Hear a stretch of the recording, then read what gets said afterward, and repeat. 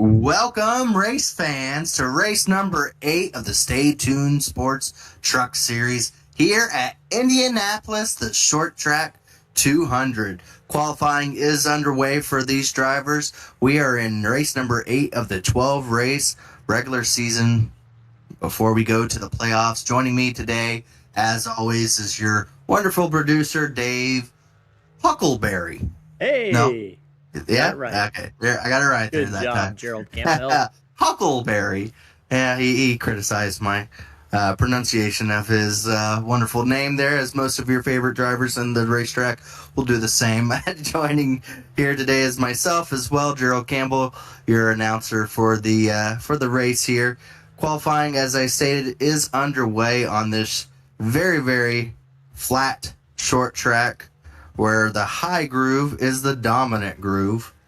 And qualifying is just about to be wrapped up here.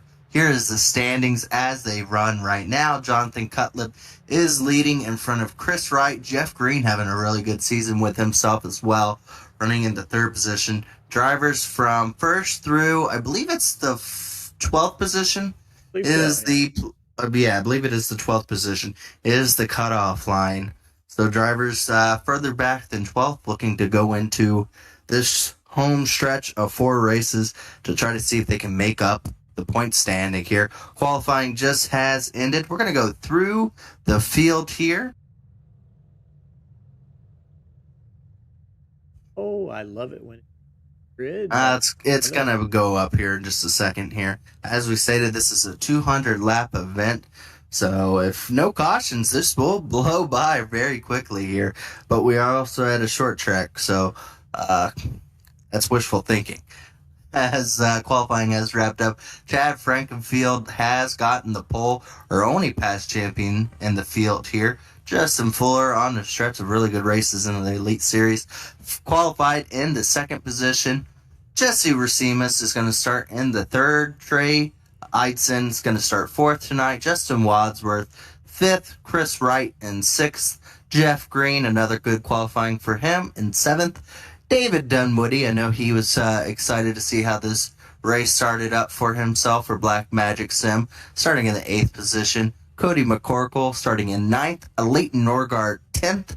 William White, English driver, going to be starting in the 11th position, and Jonathan Cutlip, our points leader, starting in the 12th position. Starting in 13th is Dustin Dewar. Starting 14th, Michael Goodman. Andrew Hardcastle will roll off in 15th. Corey Abbott, 16th. Brent Jones, 17th. Joe Francis will start in the 18th position. 19th will be Michael Hossack. In the 20th position will be Robert Smith. And then in 21st is Joshua Freed, Casey Hatch, 22nd, Sam Batwell, 23rd, and in 24th position will be Jaden Racimus. Sorry if I won't have the shouting. Maybe it's a good thing for you. I won't have the shouting. I've been sick for the last few days, so we'll have to try to keep it calm as calm can get on a short track, but these drivers are probably going to do little of that. I'm pretty sure most of these drivers are going to be throwing it into this first turn. As we stated, the outside groove is the way to go, so right now we're going to see Chad takes the inside or outside. Looks like he's choosing the inside line here. Now, I see the pace car lights are off. I don't think they're going green this time. I think it's usually the next time by. Yeah, next time by here. As we stated, 200 laps for these trucks. And they get around here in close to around a little over 22 seconds around the entire track. So that's under green. So very quickly can these drivers get around this place. Pretty infamous track for the truck series in real life. I've raced here many a times, while the NASCAR Cup Series would normally go about racing the larger Indianapolis. This smaller track has also hosted plenty of races in the truck series in real life and always really produced for good racing, and we expect the same to happen here tonight. Well, the pace car is down. We're about to get going green here for the first time tonight. where the racing gets good and the good gets racing. The green flag is out, and Chad Frankenfield has just now taken the green flag, and he is not going to have to jump on the outside lane. He's actually going to be tucked right into the side of the 55. Oh, loose Chad Frankenfield goes 3 wide coming out of turn 2, and we have a truck around. Dustin Dewar, multiple contacts. Oh, his back bumper just came off, as well as Michael Goodman. Both trucks lost their back bumpers on that one coming out of turn 2. Both drivers has spun it around, and massive damage to a couple of them. 46 on the front straightaway turned around as well. I'm not sure what happened to that, because that was well after the incident. So even after race the incident, control tonight, so we can do. Yeah, that's true. We're gonna see here as to what happened. See Chad Frankenfield up there getting loose and stacked it up. Oh, Dustin Dewar got loose here. Self-spin. Spun it around. Yeah, that's going to go to the 15 and Chad. No, that's going to go to Dustin Dewar there as, Michael Goodman got slammed from behind on the 21. Yeah, just a little looseness on a fresh pavement track on Dustin Dewar. So they are going to give the tally to the 32 on that one. Luckily, short track means that the arrow is not as important. So I believe most of these drivers will be able to continue on going here. But obviously some damage will hamper them even the slightest.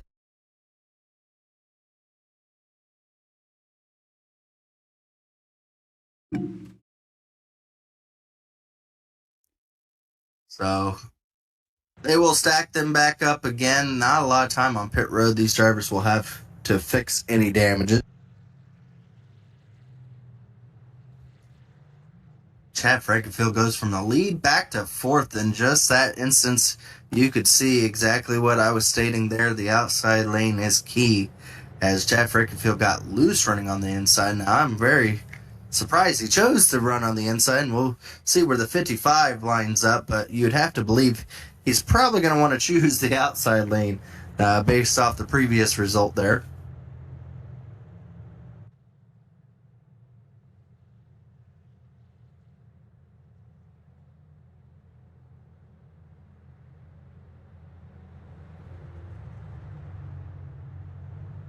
Only 24 trucks here tonight, but the stretch of run for these drivers does not get any easier after this one. I believe the next race that we have coming up will be a dirt track race at Knoxville.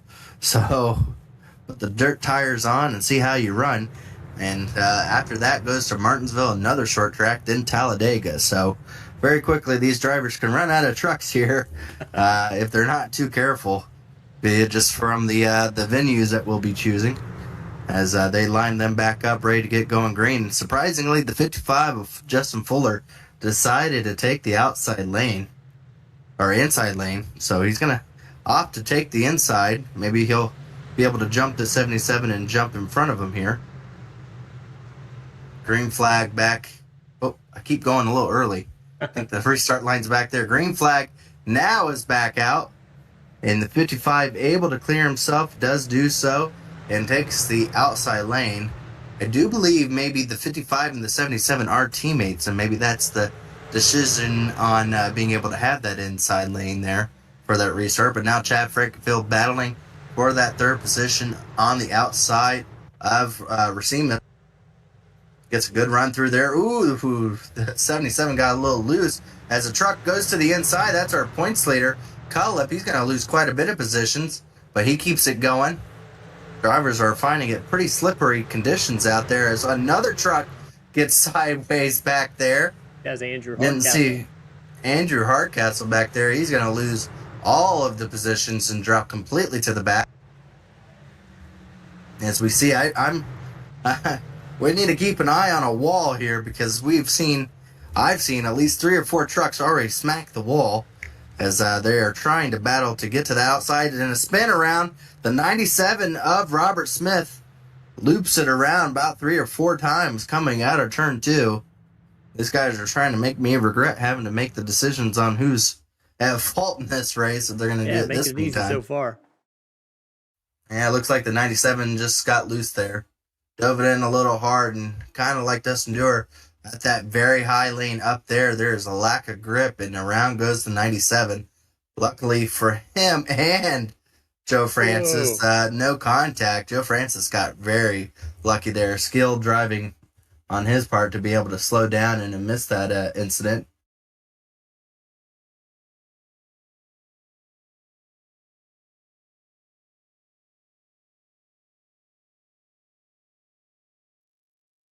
Now, Dave, this is one of those tracks that I feel fairly confident to say I'm pretty good at. And it is a difficult track because the turns are so wide here. It's not like a Martinsville. It's not like a normal short track where you can just be able to brake and then get back on the gas.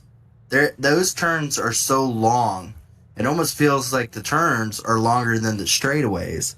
So you end up having to go about braking, letting off the gas, gassing it, letting back off the gas, and then gassing it again because there's just so long of a turn that you can't just rely on braking and gassing. You have to get on and off of that gas pedal multiple times to be able to make that turn and keep the speed up. So as you can see, it's causing some drivers to maybe push a little too hard, get on the gas a little bit too much, and maybe getting some of these drivers out of shape.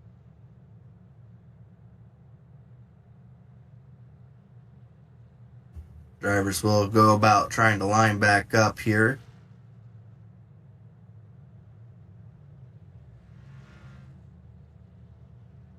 As you go through the field here, Chris Wright for Mountain Man Motorsports running in the 5th position. Justin Wadsworth in 6th.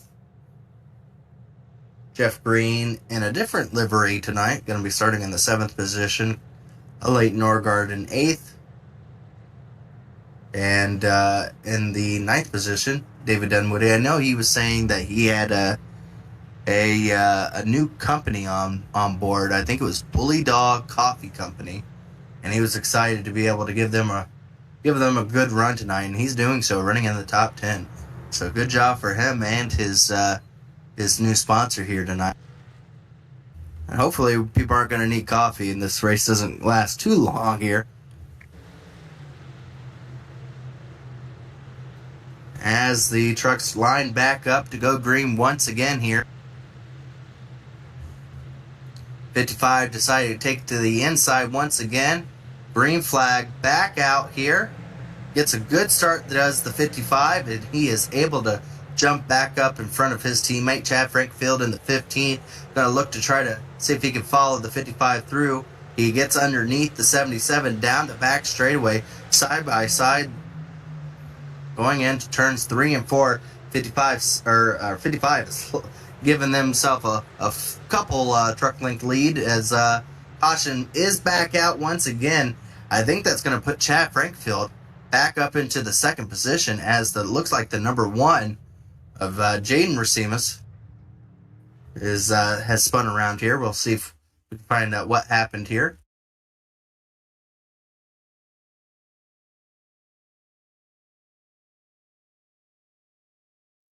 Ooh, the 1. Yeah, it looks like he may have braked a little late there into the back of the 14, spun around. Wow, 55 missed him. Michael Goodman did not. Goodman got him pretty hard there as we saw Joe Francis barely able to miss another wreck here. That makes 2 for his night.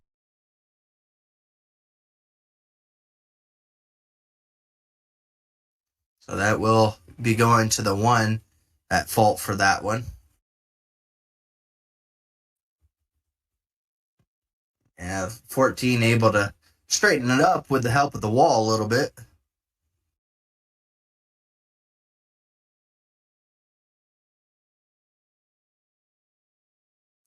Well, so far, there have been a lot of yellows in this 200 lap race. 3 and 16 laps is so far the drivers are telling each other to calm down a little bit out there on the track and see if they can get a little bit of space. Again, when it's so heavily grooved racing where one groove has the dominance, which is the outside, Drivers tend to drive a little bit more aggressively to try to maybe find that spot to be able to jump up into, and maybe that was the situation there where the one maybe was trying to follow in behind the 14 and maybe ended up getting into the back of him just a little bit.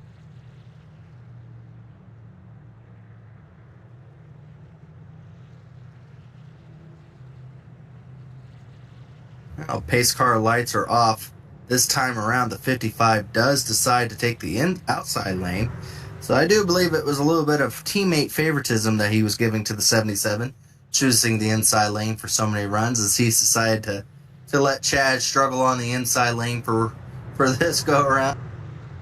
Unfortunately for his teammate, he's now stuck behind Chad on that inside lane. Pace car is going to be ducking under once again here. Now, if you're wondering how long these drivers can go on a set of tires or fuel, it is still quite a ways before any of them will be looking to try to opt to fuel up or take tires, as the green flag is back out. And the 55 once again gets a really good run, but so does Chad Frankfield. He is absolutely going to be able to clear himself for that second position, and he's going to jump up behind the 55 as the caution is back out once again. Oh, and this time a pretty good stack up going into turn one, as we got about 4 or 5 trucks around over there. Let's see what happened here. I'm hearing maybe someone up front missed a gear and it stacked up everyone. That is what it's looking like. Everyone checked up and no one really could go anywhere. Racing incident? Let's go up to the front and see how much it was a checkup. If it was a small checkup, let's go up there. I think it was around the 19th of Justin Wadsworth. We'll see here. If it's a small checkup, then it's understandable. If it's a massive one,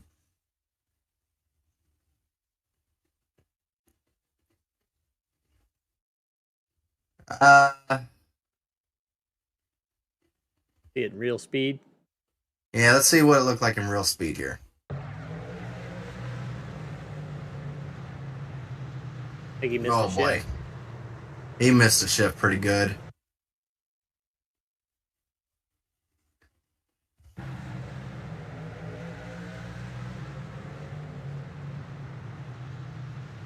What's it called? I mean, I'd have to probably say the 19's at fault for that. And he can obviously appeal that and everything, but unfortunate for that, it did cause about 4 or 5 other cars to have to wreck there, and that wasn't a situation. So I would have to probably put that onto the 19 for missing a shift and causing a massive. So I know that's probably not a favoritism thing, or not probably what he wants to hear. Again, maybe it's also a situation of 4th caution on the 20th lap kind of a thing. You know, drivers need to start getting a little bit better at being able to make sure that we go to a green flag line, or a green flag racing here a little bit.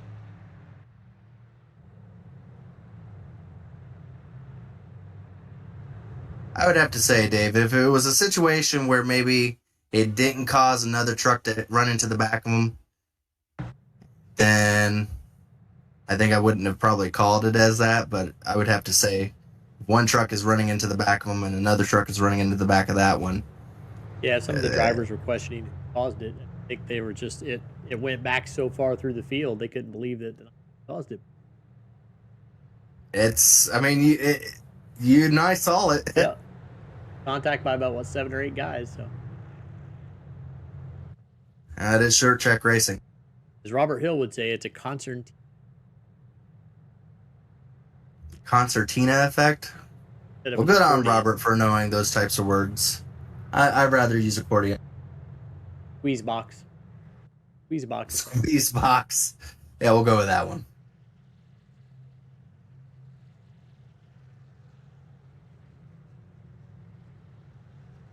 Well, right now, we only have one driver that's a lap down. That's Joshua Freed in the 25. So we still, I mean, these trucks, even though they're beating and banging, they're still staying on track here. But looks like pace car lights are going to be off this time. Going to go back green. We're only 23 laps down of the 200. But I have a feeling these drivers are going to start getting a little bit of space. And this track works really, really well once there's a little bit of space and tire starts to play a factor here. As the pace car, or as the 55 is going to take the green flag here. Chad to the inside does not get a good. Oh, we have two cars around. Justin, more cars around. The 19, the 11, about 3 or 4 other cars spun around as well. I think it was some purple car, 20. I think it was maybe the 42. Wins?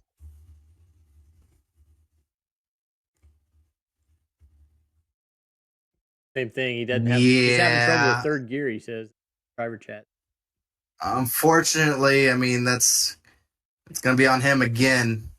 Dustin Dewar gets turned around as well, and unfortunately for Justin Wadsworth, I think there's no other way we can really call that. I mean,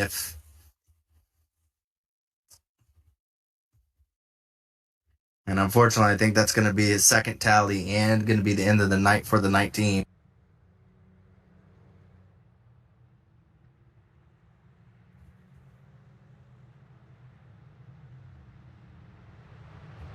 That actually took out the didn't take out, but spun around the points leader there as well.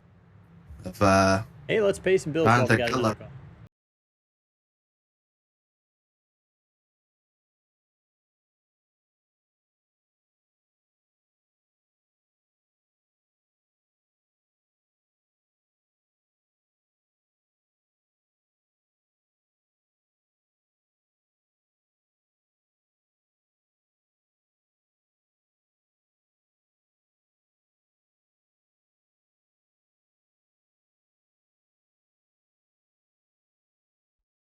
Racing isn't easy, but experiencing it is.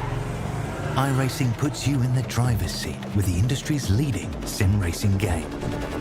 Drive on laser scan replicas of the greatest racing circuits from around the world. Go head-to-head against other drivers chosen by skill-based matchmaking to ensure competitive racing at every level. Compete across all your favorite series. In officially licensed cars, engineered to deliver the most accurate driving experience possible.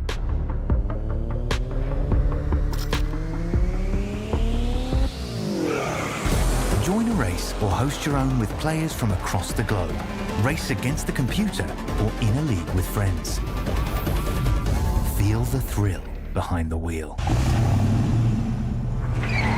Visit iRacing.com.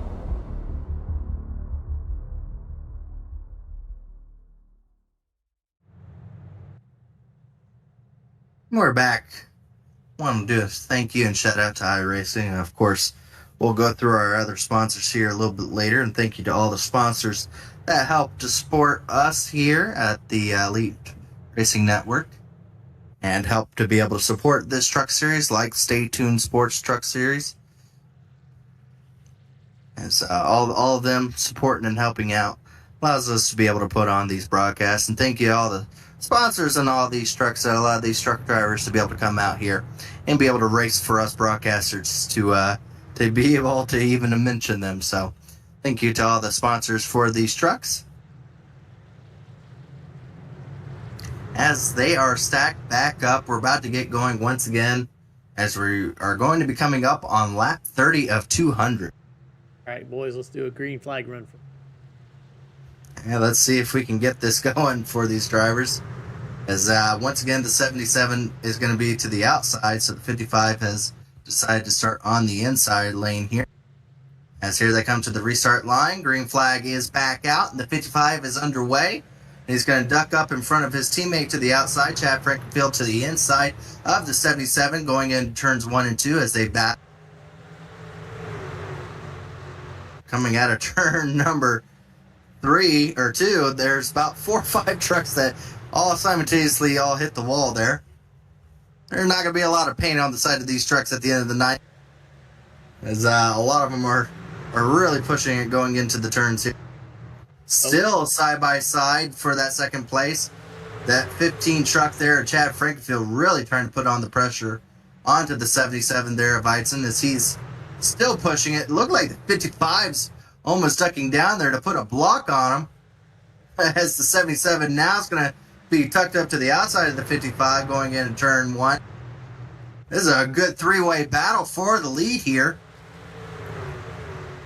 As Chad Frankenfield's really putting on a strong run on the not preferred line on the bottom there, as he is getting a good run in the middle.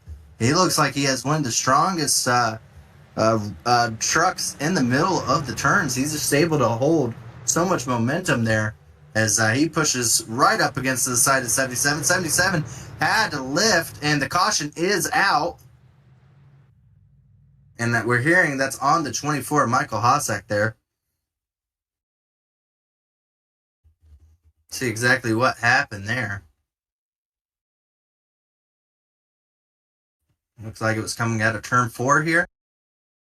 Got loose coming out of turn 4, and I think he's going to clobber this inside wall. Oh, boy, yeah, he does. The back tires come up off the ground, and the engine goes pop on that one. So he is, if he wanted to continue or not, it didn't matter. His engine's blown. He will be out as the tally will be going over to him, but that's not going to really change his future or outcome of this race. And I'm almost like a double tally when you hit that hard. And as that tallies, you're out of the race before you even hear who's at fault.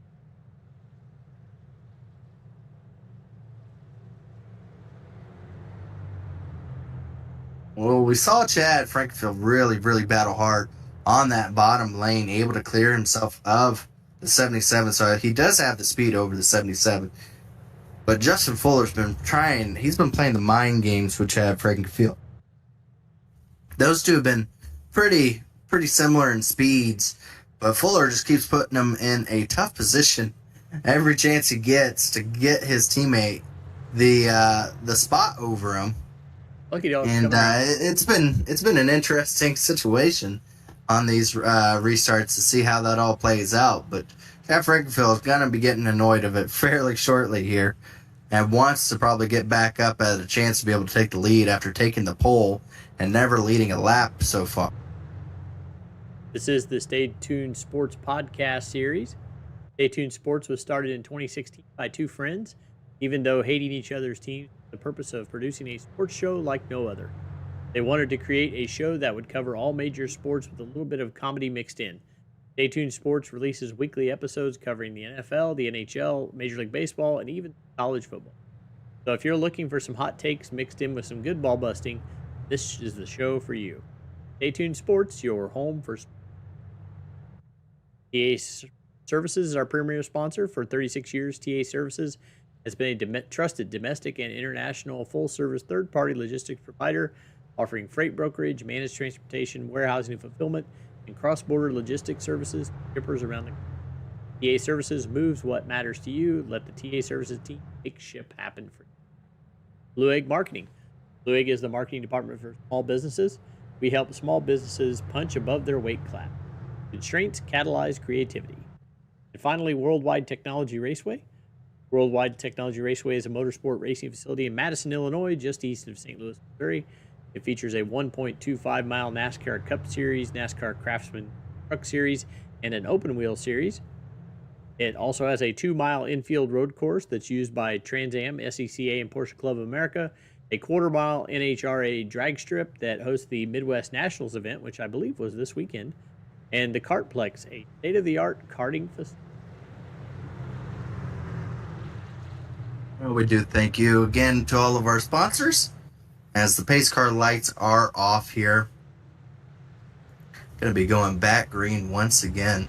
6 cautions in 38 laps. Oh, Zach Evans said something. He said the Cup race at Bristol had 500 laps, and they only had 8 cautions. So we'll see if we can be able to get close to that number here with only 200 laps, or if we're going to exceed that here.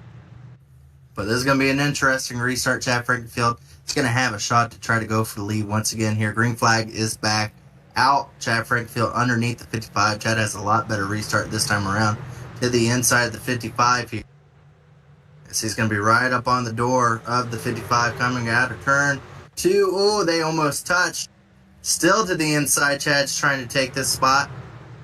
Fuller trying to see if he can wrap around that outside.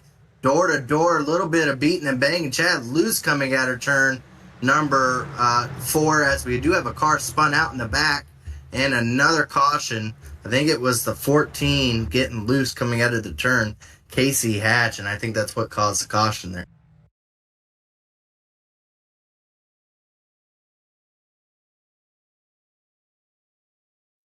See if we can see what happened here. Right behind Joe Francis there onto the inside, just real low down on the bottom of the racetrack.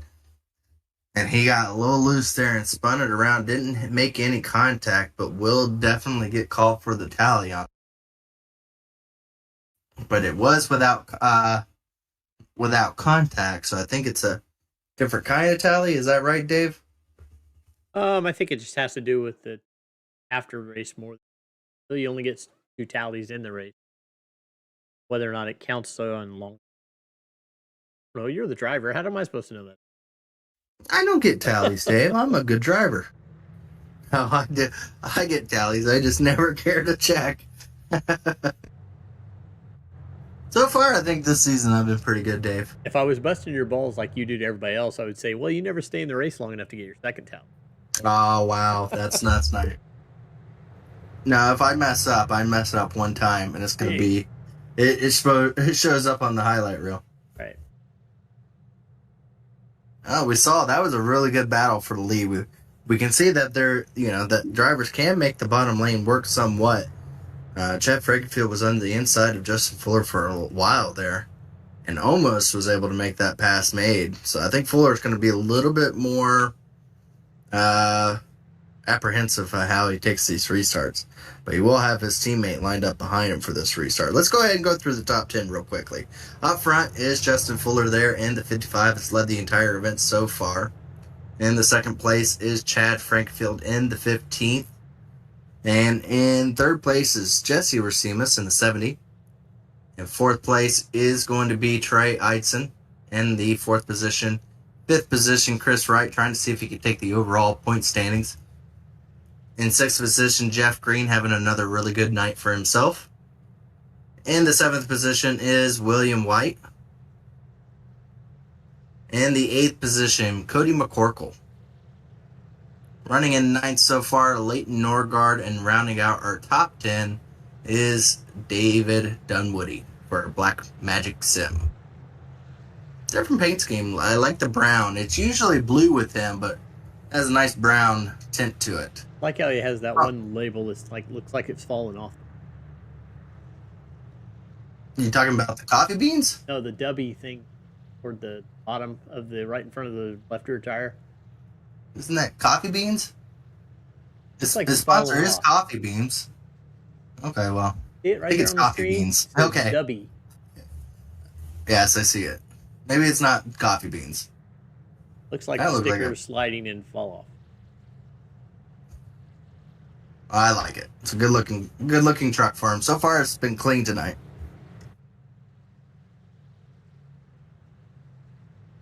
Pace car lights are off. We're going to be going back green. If I had to guess, I'm going to have to say the 55 is going to probably get an early start to this, and him and the 77 are going to time this pretty well. And he's going to try to let the 77 be able to try to get side by side with Chad Frankfield to try to block that 15 on having a run at him.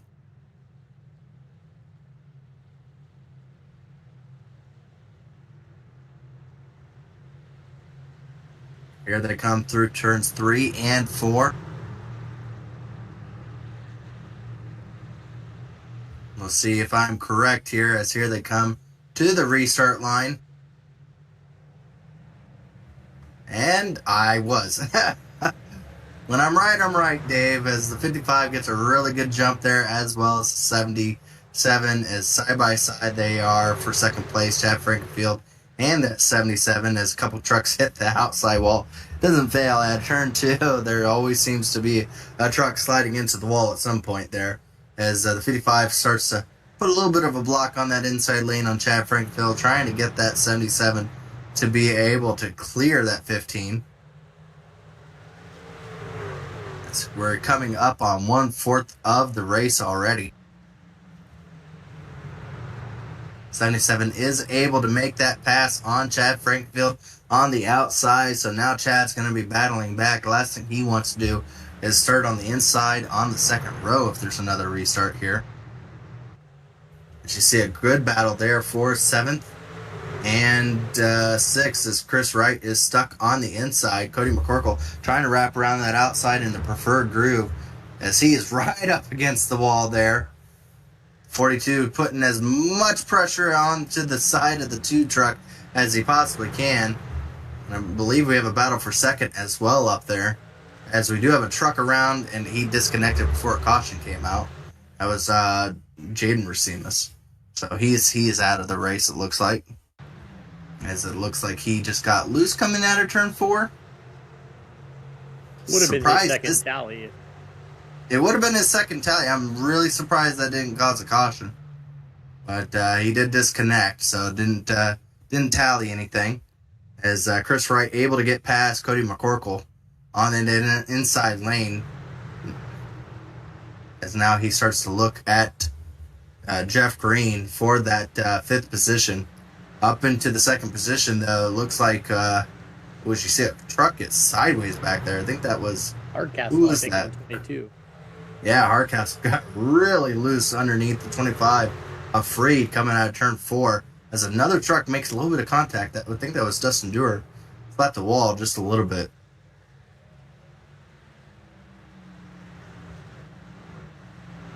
As right now our top... I think everyone in the top 10 is... Oh, we got a truck sideways. No caution yet. Oh, caution is out now. The 97 around. I saw going into turn 3, 44 and the 97 both got completely sideways going into the turn. I think that was turn 4. Or was it turn 1? Oh, 97 made contact at the back of the 44. So is the tally going to go to 97? Oh, yeah, the 97's... Yeah, 97 is going to get tallied. One way or another, it would be considered a tally to the 97 for causing the caution. No contact.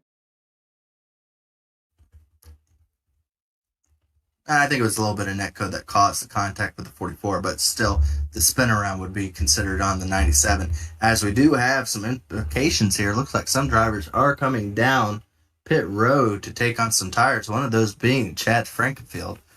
Tired of battling against 2 trucks for the lead, as he's coming down to try to see if he can have the tire advantage as well as some others. The 70 has also come down. It looks like... see if we can get an idea who those others are.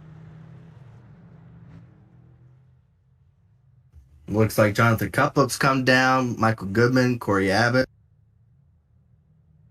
Joe Francis, I believe, came down as well as Jeff Green.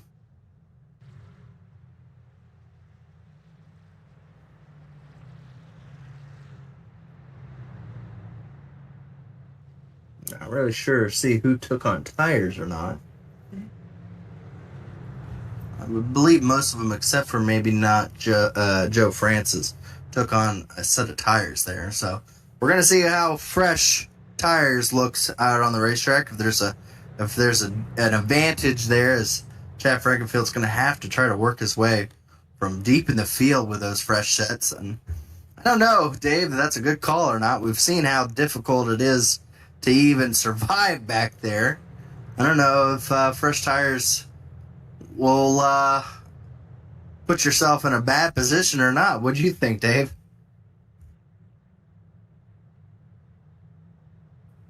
You there, Dave? What? Sorry, I was listening to race control. Oh, sorry about that. I asked, do you think taking a set of tires maybe just puts you in the eye of the storm, or do you think there's an advantage Yeah, I don't know if I'd want to be back there at this point since we haven't been able to go more than 6 laps on that green run. That's how I'm feeling. I think Chad just got frustrated and tired of not being able to battle just one truck. He's been battling. I mean, to the benefit of the 55 and 77, I mean, they are playing the ultimate team game here and have been.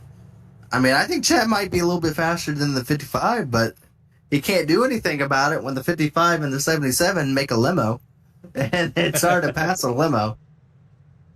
You have our second car that's been parked for the 7. That was second itself.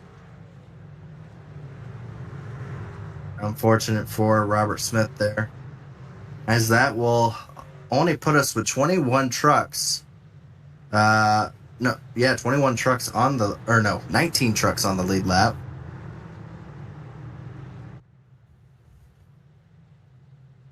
As the pace car lights are off, they will be going green once again on lap 57. So tell me how this works, Gerald. The one car, fun, disconnected, but now he's back on the track.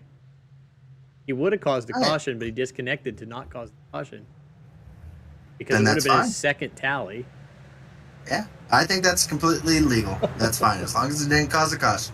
That's using it didn't really affect anyone advantage. else. Yeah, didn't affect anybody.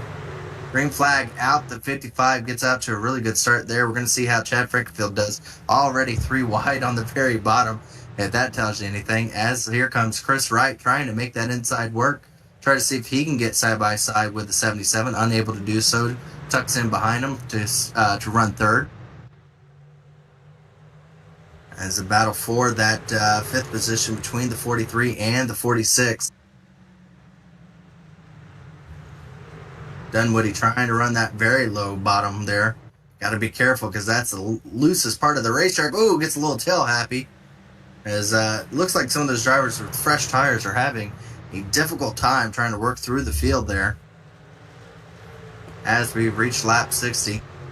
Looks like our top 10 have single filed out. As we go back here and see and witness a 3-wide maneuver here. Chad Frankenfield in the middle there of Hardcastle and Sam Batwell. Be able to get past Sam Batwell still to the inside of the 22. As 22 slips up just a little bit, this may give Chad Frankenfield 22 around. 22 around makes contact with Sam Batwell. Looks like just the 22 around didn't cause any damage too hard of damage to Sam Batwell or to any other drivers, but unfortunate for Andrew Hardcastle there. So how's that work when you spin, you have contact, but no caution? No harm, no foul? No, that was a caution. Oh, it did ring caution out. Okay. Yeah, Sorry, that definitely caused a caution. I didn't see the caution come out. It's tough with our yellow banner for the Stay Tuned Sports podcast. Sometimes that is very true. You know who you could complain to about that? Me? The person that made it? Yeah, that's you. As we played Witness a little earlier. That's true. We played Witness, but here's a replay of what happened with the 22. Try to stay to the outside. Chad Frankenfield gassed it up a little bit too much. 70 truck is very lucky. I thought Sam Batwell made contact. There's no contact there. So that won't be, that'll just be a self-spin on the 22. It's not going to be a contact. The 70 truck got very lucky. He didn't get hit and turned into the outside wall.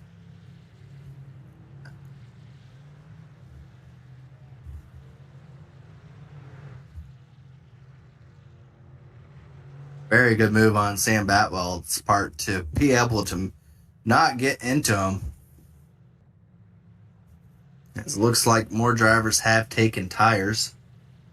I believe one of those drivers is the 55. So actually, I think this is a big benefit to Chad Frankenfield here.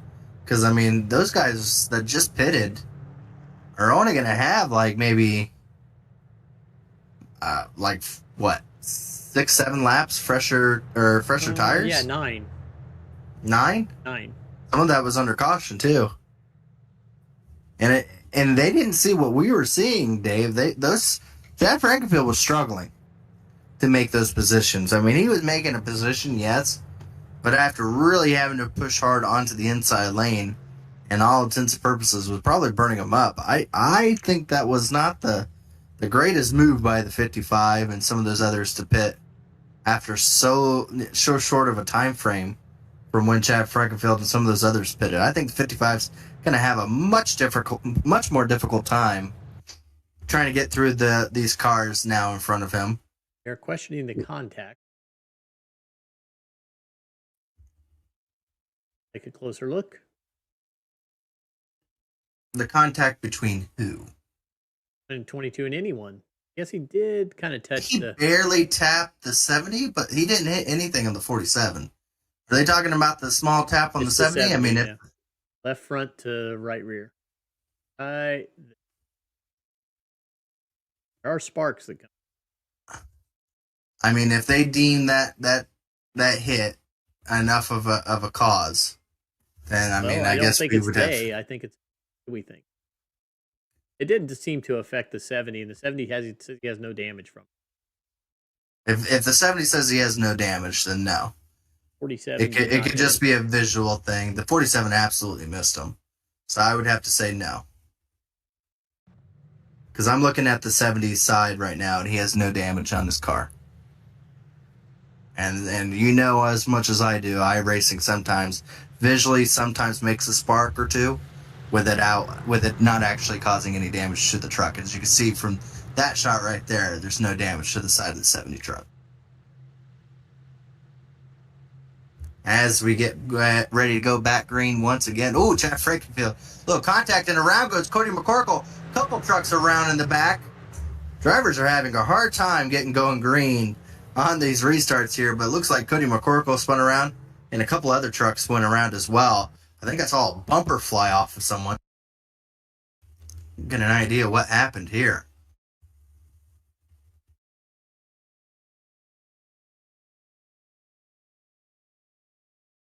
In effect there. Oh boy, yeah, he got slammed there. Well, we got to go back and find the root cause, right? Jeff Green, the 38. No, in front of him. It was in front of him. Chad made contact to the guy to the inside of him. See if he can scoot up a couple trucks here. We can get an idea. Maybe Jeff got into the back of the 15. Let's see.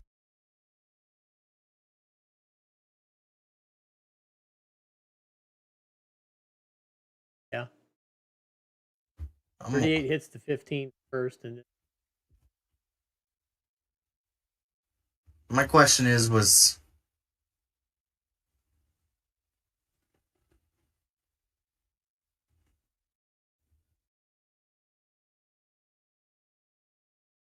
yeah.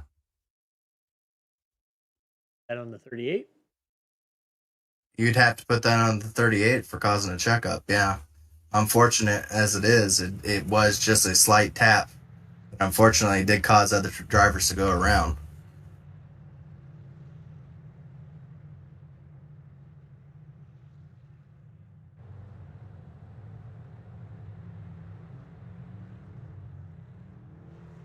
Trying to see who back there got some further damage from it. I know I saw somebody's bumper come off. See how they take her tally call.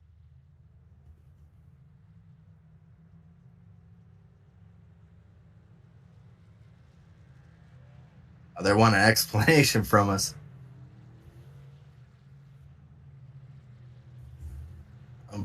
Oof. I mean, an explanation of the fact is that the checkup happened.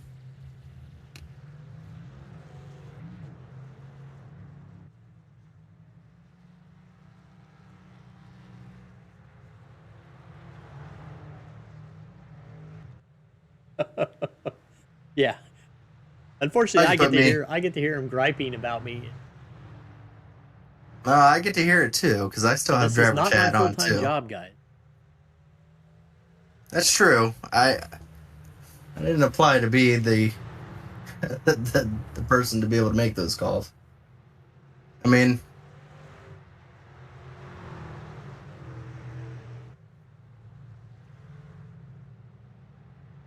well, never fun being the one that has to make those calls.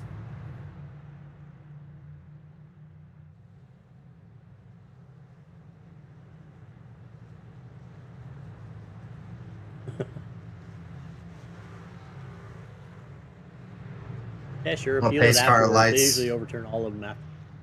Yeah, that's true too. That's one good thing about this league is that you can be able to appeal, which means that the drivers can be able to go after the race and be able to showcase why their onboards as to what happened and be able to plead the case of not being able to have the tally go against them. But pace car lights are off. We're not halfway yet, Dave. It's a good thing we started at 8:30 because this I'm race just is, trying to eliminate as many trucks as I can. I'm going to tally. I know. We're at 18 trucks on the lead lap right now. As the green flag is back out, 77 takes the lead here. Chad Frankfield is going to have Chris right to his inside. Wow, I see the 55 all the way up down to the grass making maneuvers. That was impressive. Oh, the 21 got a little touch there. Sideways goes the 21, around he goes, and caution is back out. Oh, boy. Okay. This is let's see acting what we like- got here. I don't know if Sam Batwell got around, or if Sam Batwell got into the back home, or if he just went, yeah. Yep. 47 into the back of the 21. Of the 21, unfortunately, that will go against Sam Batwell there. Luckily, no one else really made any other contact. Joe Francis is avoiding majority of these wrecks by a nose here.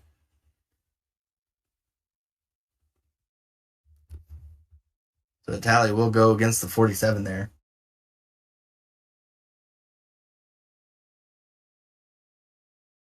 Hey, another caution. Now, do we have any other sponsor readouts you can give, Dave? We can make up some. Let's play an ad.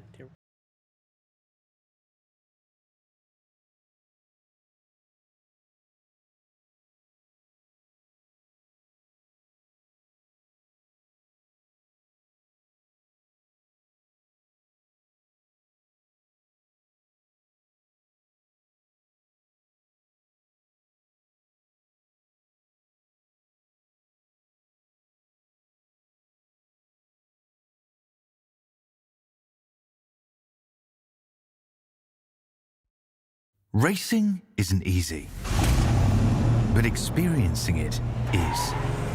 iRacing puts you in the driver's seat with the industry's leading sim racing game.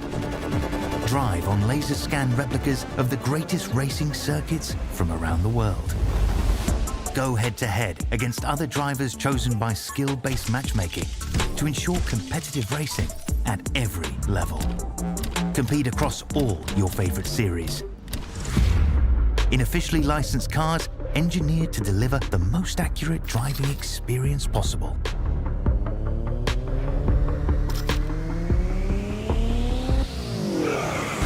Join a race or host your own with players from across the globe. Race against the computer or in a league with friends. Feel the thrill behind the wheel. And we're back live here, lap 77. We're almost there, folks, to the halfway point. Right now, Trey Eidson leads it over Chad Frankfield, Chris Wright in third. There is stages on lap 60, which they had already taken, and lap 120. Those are, luckily, not caution stages. Would we know? They probably will be. Well, we wouldn't know. They'd probably be ran under caution at this point. We're at our 11th caution so far. We're almost to the halfway point. Pace car lights are off, and Chad Frankfield's blinking. So we're right to go green. Yeah, there you go. As these drivers get ready and prepared to go green here. We still have quite a few trucks on the lead lap, considering how many we started with. There's only 5 cars out. We have 5 cars out of the race, so we've only lost 5 cars out of all that. The pace car lights are off. They're going to be going back green here. It's going to be on the 77 who's chosen the outside lane. Green flag back out once again here.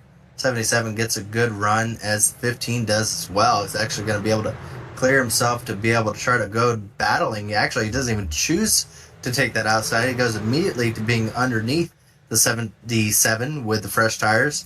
Now decides to duck back underneath them. As here they come out of turn 4. Chad Frankenfield takes a lot lower line, trying to see if he can work around.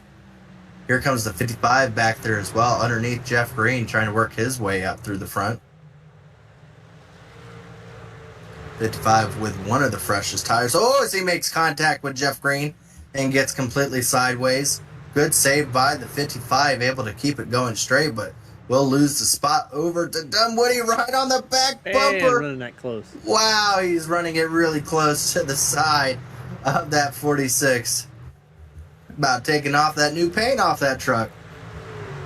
So here they come out of turn number 2, still side by side. Chad Frankenfield still running close to the back bumper. Oh, loses it a little bit. Chad Frankenfield, I think he got into the wall, lost a little bit of space there, lost second position, might lose the third position. Chris Wright trying to be able to clear him right now.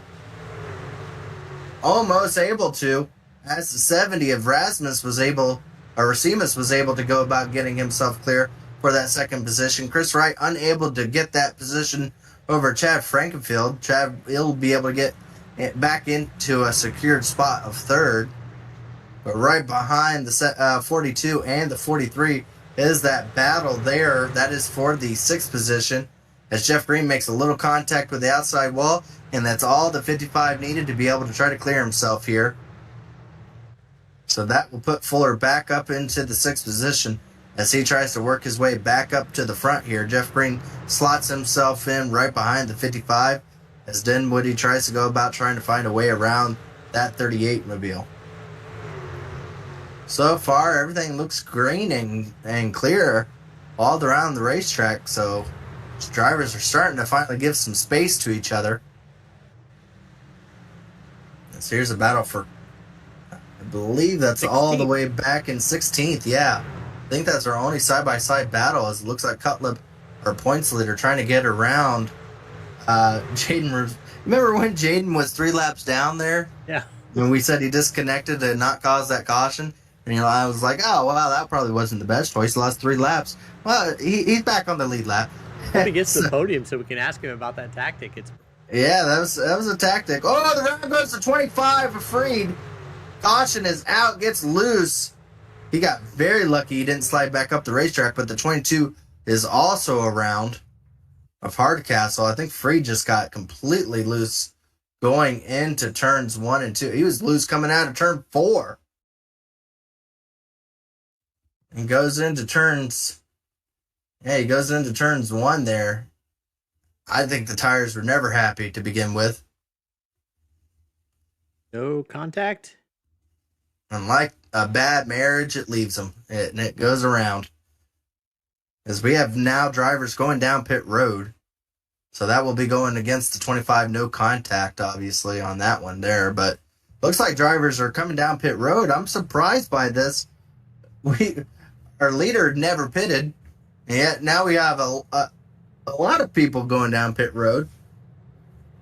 Trey Eitzen, Chad Frankenfield, the 55, a Fuller, all those guys decide to go down pit road. Chris Wright, Dustin Dewar, Michael Goodman, Joe Francis, all these drivers have decided to come down pit road to get another set of tires. That'll put Jesse Racimus out front, in front of William White and Jeff Green. Well, now strategy is playing a big factor into all this. Wouldn't you say, Dave? Yeah. No. Our scoreboard is all over the place from where it was.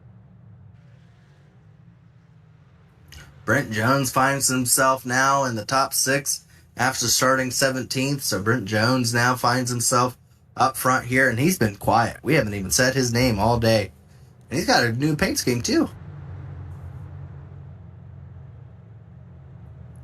So this will shake up the scoreboard a little bit here, as it looks like Chad Frankenfield even gained a spot. I don't know what happened to 77 on pit road. He lost 2 positions. Trey Eitzen lost 2 positions to Chad Frankenfield and Fuller. So that put Chad Frankenfield with the freshest set on in 10th position.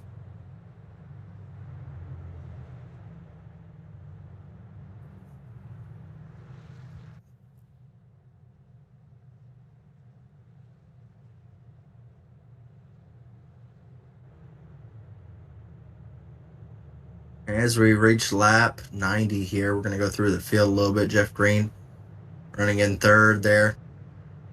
David Dunwoody, still relatively clean truck there. Leighton Norgard still running very well in fifth position. It's a new paint scheme, I think, for Brent Jones there. Looks very nice. Sam Batwell. Cody McCorkle. Spun around not too long ago. Now finds himself back in the top 10. Jonathan Cutlip in 9th. Chad Frankenfield now finds himself in 10th position.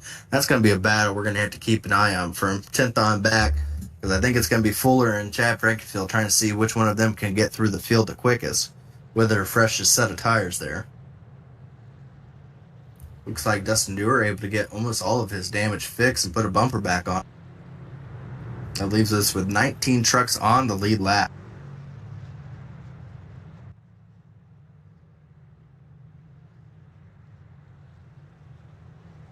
Stage coming up at 120. Will we be under caution? Be under green? Who knows? Pace car lights are off here. We're going to be going back green.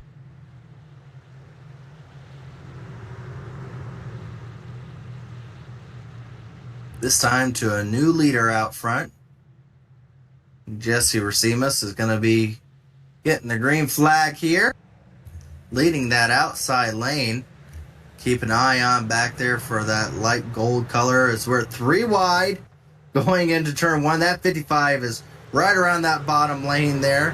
I don't think it worked for him. I think he's going to lose positions running down there. Chad Frankenfield trying to work his way up through there on the high side. Ooh, Sam Batwell kind of pushes up to him a little bit. That got tight very quickly there. Chad Frankenfield able to get around that 47 and 77 trying to follow him through. As there's a lot of side-by-side battling up in front of him as well. Chad Frankenfield able to get down to that bottom lane there. These are the drivers with the freshest set of tires. 55 still trying to make that very bottom lane work, as they're almost 4 wide going into turns 3 and 4 there. 55 still trying to figure out how to make that bottom lane work. Not really working to his advantage. Oh, The 12 hit the wall. Around does the 49. Cody McCorkle into the side of the 49. 11 is around down the back straightaway. More trucks around. A lot of damage for a lot of them. Oh, boy. I think the 55 got involved as well. We'll see what happened here to the 12 truck. Oh, he got loose going into turns 1 there. Back in, went around, hit the wall. Right in front of the 49, had nowhere to go. 49 gets turned around by the 2. Oh, I thought 55. Justin Fuller was going to get through. Fuller got a ton of damage from that. Sam Batweld. The 11 gets turned around by the 1. The 1 gets more damage. Might get through clean. Let's see what happened to the 55 if he got any more damage. 55 is going to have a lot of front-end damage after making hard contact going into the wall there. Doesn't look like anyone else made contact with him. That's obviously going to be a fault to the 12. Not intentional by no means by the 12 truck, but unfortunately for him, it was a situation where him getting loose did cause that stack up.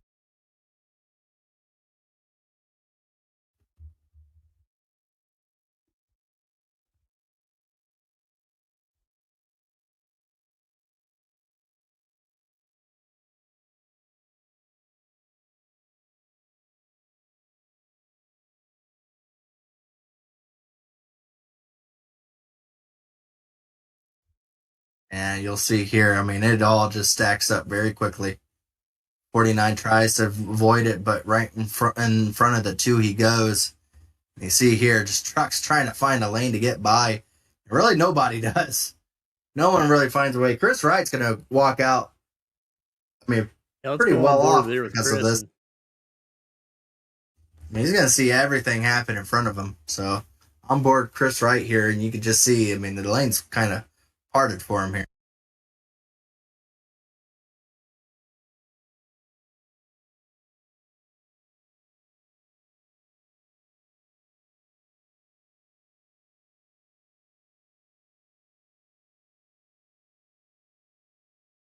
Yeah, I got a little bit of contact in the right rear. Maybe a little bit, but yeah, I don't think it's going to cause him any issue, considering what was in front of him. Oh, the 55's not happy. You can see him trying to get around there as quickly as possible, get some more damage fixed. A lot of these drivers just trying to get as much damage as they can fix, considering they can only do maybe about 30 seconds worth of damage fixed before they have to start taking off of pit road. But we're almost there to the halfway point, Dave. Almost. I can see it.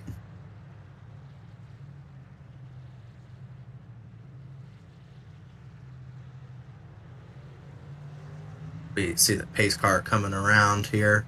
It's when everyone decides that they have to get back off of pit road real quick. And you have to question, why put yourself back there so many times? Like the 55 and like some of those other drivers that were running up front. Racimus has had it going on. Stay up front. Don't pit. Just stay up front as much as you can. And avoid as much contact back there. And the drivers that have been able to do that have avoided the majority of the wrecks. And you don't put yourself in a bad position there. Pace car lights are off. We're going to go back green at lap 100 here.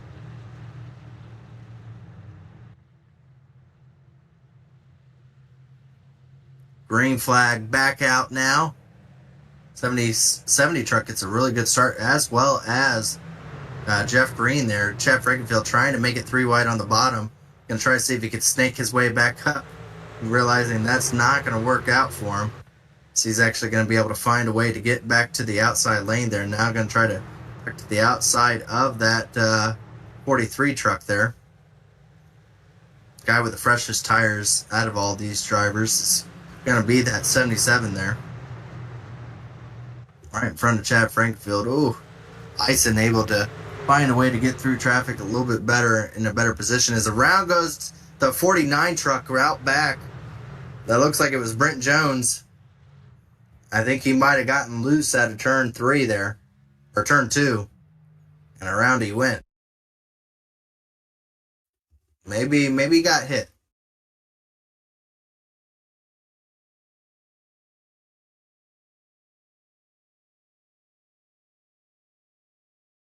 Oh, he got that white line. All right in front of the 55 for Fuller. Cutlip, our point leader, made contact to the wall a little bit. And the 49 made some hard contact at the inside wall as well. No, that's what you talked about, putting yourself back there in harm's way, and Fuller just keeps being a part of every single. And Fuller's not going to have a full car for much longer. Pit lane again, which he probably would have been anyway to get more damage fixed. I got a little. He didn't need any more damage. He didn't need any more to that front end, that's for sure. Hey, he hit that wall pretty good. Trying to pay off a credit card while they keep adding interest. But yeah, the tally will go out to the 49 truck with contact.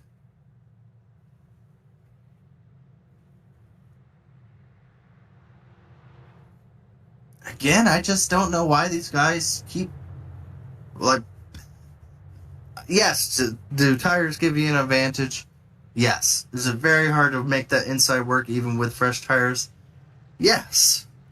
Is there a lot of cautions because drivers are trying to force themselves through a position they can't get through? Yes. Why go back there if you can stay up front? I have no idea. I haven't seen a wreck from the front leaders, have you? Nope. Not me. It's about mid-pack on back that keeps having an issue. And you'd have to believe that eventually you come to the conclusion, don't find yourself in that position.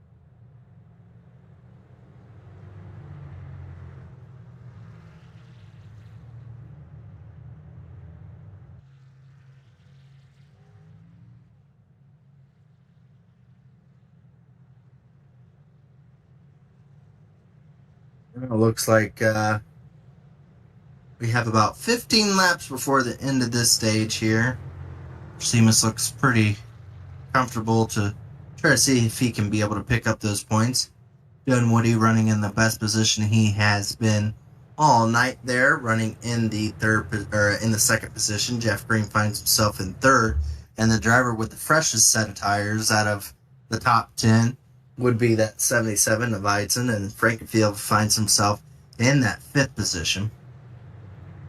We've seen Frankenfield try to run that bottom lane. We'll see how effective that will be here if he tries to force a 3-wide situation, or if he just tries to find the best lane to find a way up to the preferred high lane there.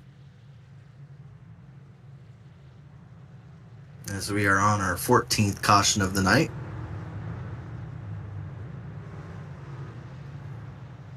Still 19 trucks on the lead lap, and still only 4 trucks out of the race.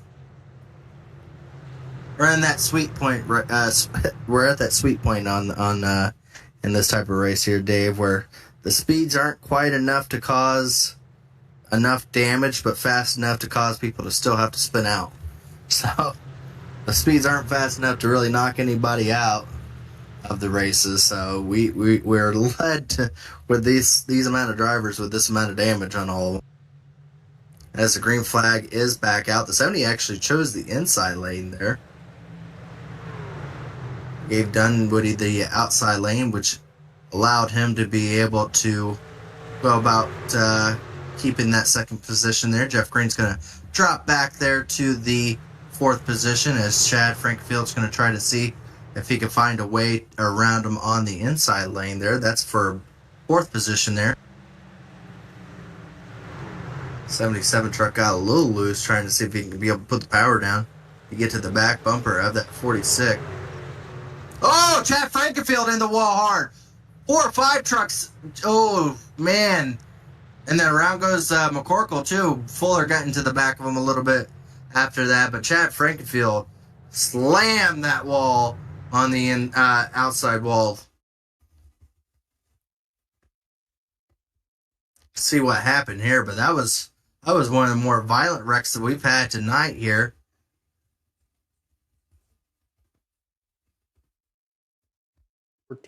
Up a little bit. Oh, netcode too, yeah. Yeah, that'd be a netcode situation.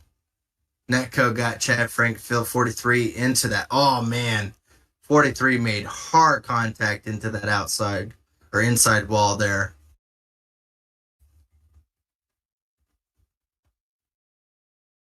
Oh, boy.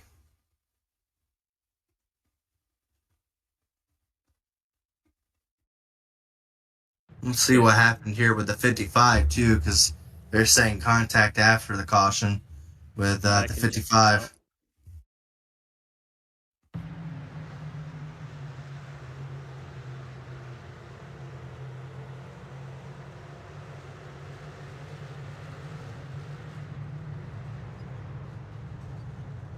Oof.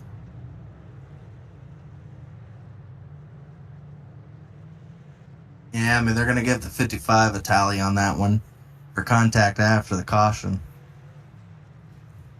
But, yeah, we're probably going to go with a netcode situation with Chad Frankenfield and Jeff Green there. Tough battling, but netcode is definitely what caused that majority of that incident there. But a lot of drivers with hard contact. One of those was William White, who was relatively clean up until that point. Very unfortunate for him as he slammed that inside wall. I would have to believe he's going to have some pretty good amount of damage from that. Joshua Freed went around on that one too, if I remember. So pretty rough for a couple of those drivers.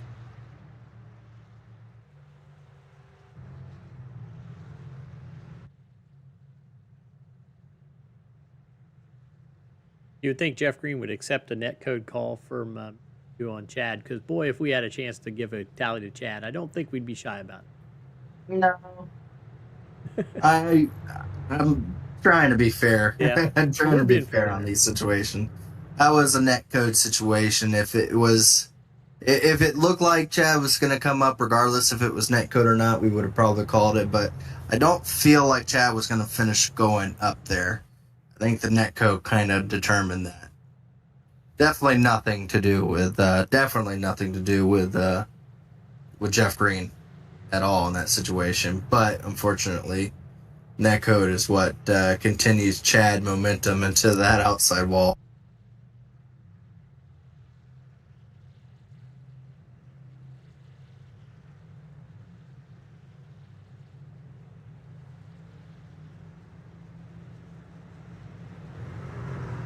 I think that's only the first tally on Yeah, I believe it is. But again, more front nose damage for the 55. I'm surprised he has a front bumper.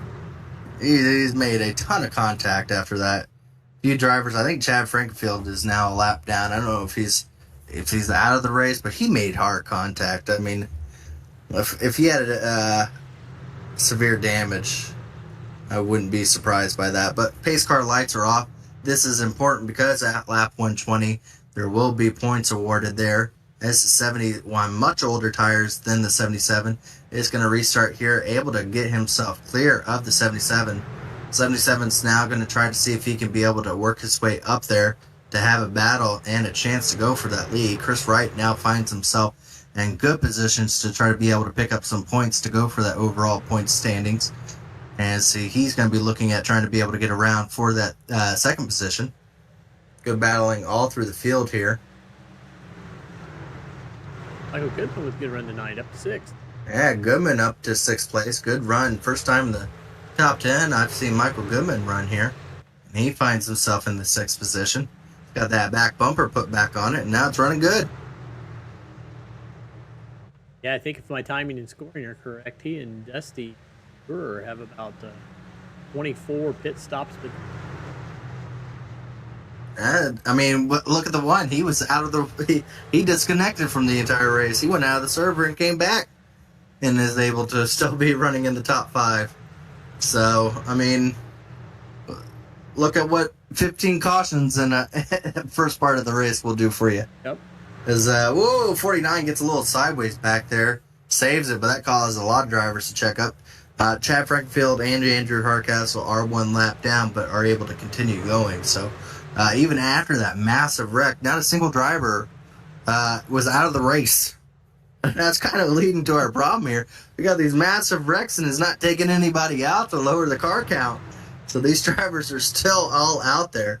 But now, instead of having a perfect car to drive around and having difficulties handling, they have a imperfect car to have to try to drive around there. So as you can believe, it's a little hairy out there, to say the least, in that mid to back pack of damaged vehicles. You see, about every time they come out of the turn, there's someone completely sideways. Especially coming out of turn... Turn 2 is where they make contact. Turn 4 is when they get sideways. Joshua Freed on the inside there. Oh, Fuller. Oh, it. boy. I thought Fuller was around. That was... I don't know how he kept that one not spinning out there. As we are on the last lap of the stage out front, Racimus looks like he is going to be able to retain that. He will do so, so he will get that stage win there. Right behind him, Eitzen able to come home in second there. Eitzen doing everything he has to tonight. He's never been like the fastest guy at the beginning, but he's the guy with what he needs tonight. I mean, he's got the cleanest truck, and now I do believe he's going to be probably the fastest guy out on the track just because he's been able to keep it clean. And now here he goes for the lead underneath the 70 truck there of Racimus. And again, 70 truck with much older tires. So for the 70 truck to be holding on for this long has been really, really good driving on his part. Right behind him, Chris Wright just being... I mean, we saw him split some wrecks there and just kind of finds himself in the third position, just what he needs to do to try to go after this regular season championship here.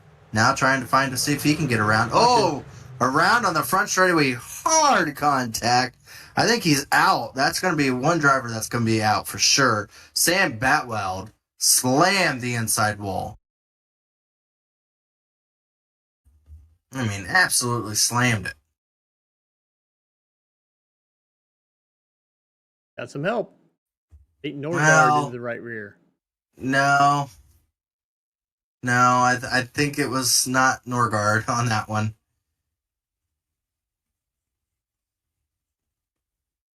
And Sam came down on him? I would call it more of a racing situation, if anything. 47 did get loose coming out of that turn. I mean, the 12 is not coming up at that point. I think if you could watch it from a different aspect, you can get a little bit of a sense of what I'm saying here. As far as where the 12 is, he's not.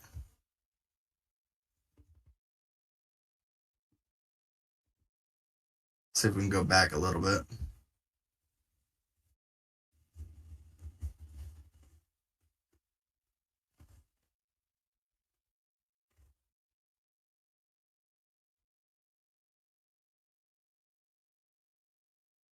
So I think they're both coming towards each other a little bit there.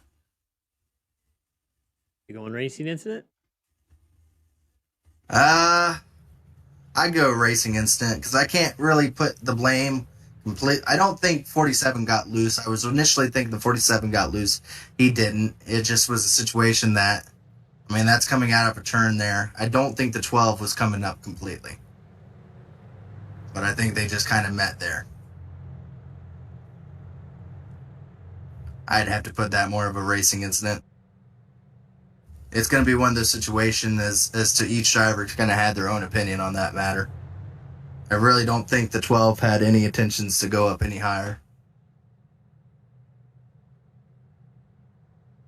I know Zach doesn't like the call, but I truly don't feel like the 12 truck of Norgard intentionally came up there, nor did a situation. Oh, wait. He's pointing out that you're the team.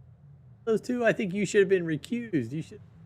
Oh, I don't know. He's the team owner. He's the team owner, not me. You own any cars out here? We have any aggressive Eagles?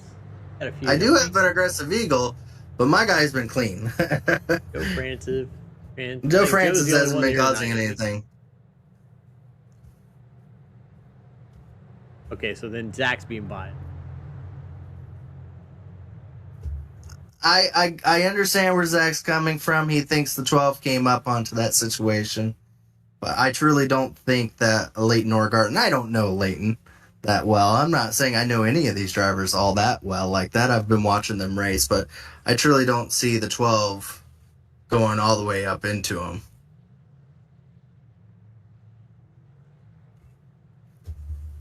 Yeah, I know this tally thing's never see it. I never think that they made contact with intent. They did make contact. Yeah, but it's not like a missed shift. It's not like running into the back of somebody. Kind of a situation that you're coming out of the turn.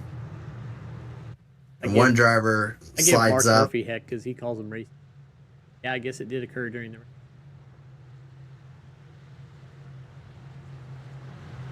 I'd have to see more of an incident than just inches for it to really be considered anything more than just a racing situation.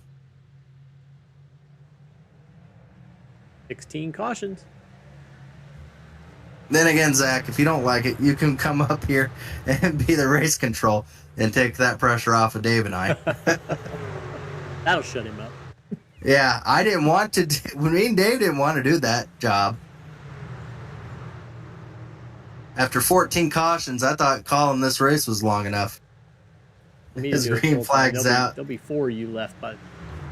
Yeah, oh, I know. Green flag is out here as drivers. Corey Abbott up in the wall. That's a banging, yeah. Corey Abbott stuck up against the wall, actually. Oh, a couple drivers making contact, trying to find a way around Corey Abbott there. Surprisingly, good on Corey Abbott, staying completely up against the wall, just deciding not to cause any harm to anybody, but made it a tough situation there for a little bit. As Racimus now finds himself back and forth after all those pit stops, after getting that stage win. Now finds himself right behind the points leader coming into tonight, the 11 of Cutlip, trying to see if he can be able to work around him now that he is the driver with the freshest tires. I mean, he's right on the back bumper of that 11 truck.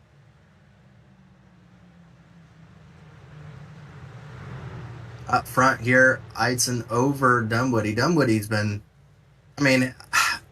talk about doing good for your sponsor. I don't think he's been in a single wreck here tonight, and I don't want to jinx him. I really don't want to You jinx just him. did too late. I know, but he's doing a really good job for his sponsor tonight. Running in the second position. I mean, just really doing, I think, the best he's done all season. Just kind of running in the top 5. And, he gets a little loose. Please don't. Please don't make this an announcer's curse after I Curse is mention trying you. to kick in. Yeah, I know. He is going to be battling here second place with the 70 truck. 70 truck with a lot fresher tires now. As it now goes to his advantage with the tires. As he might be able to clear him. Coming out of turn 4, both drivers get completely loose.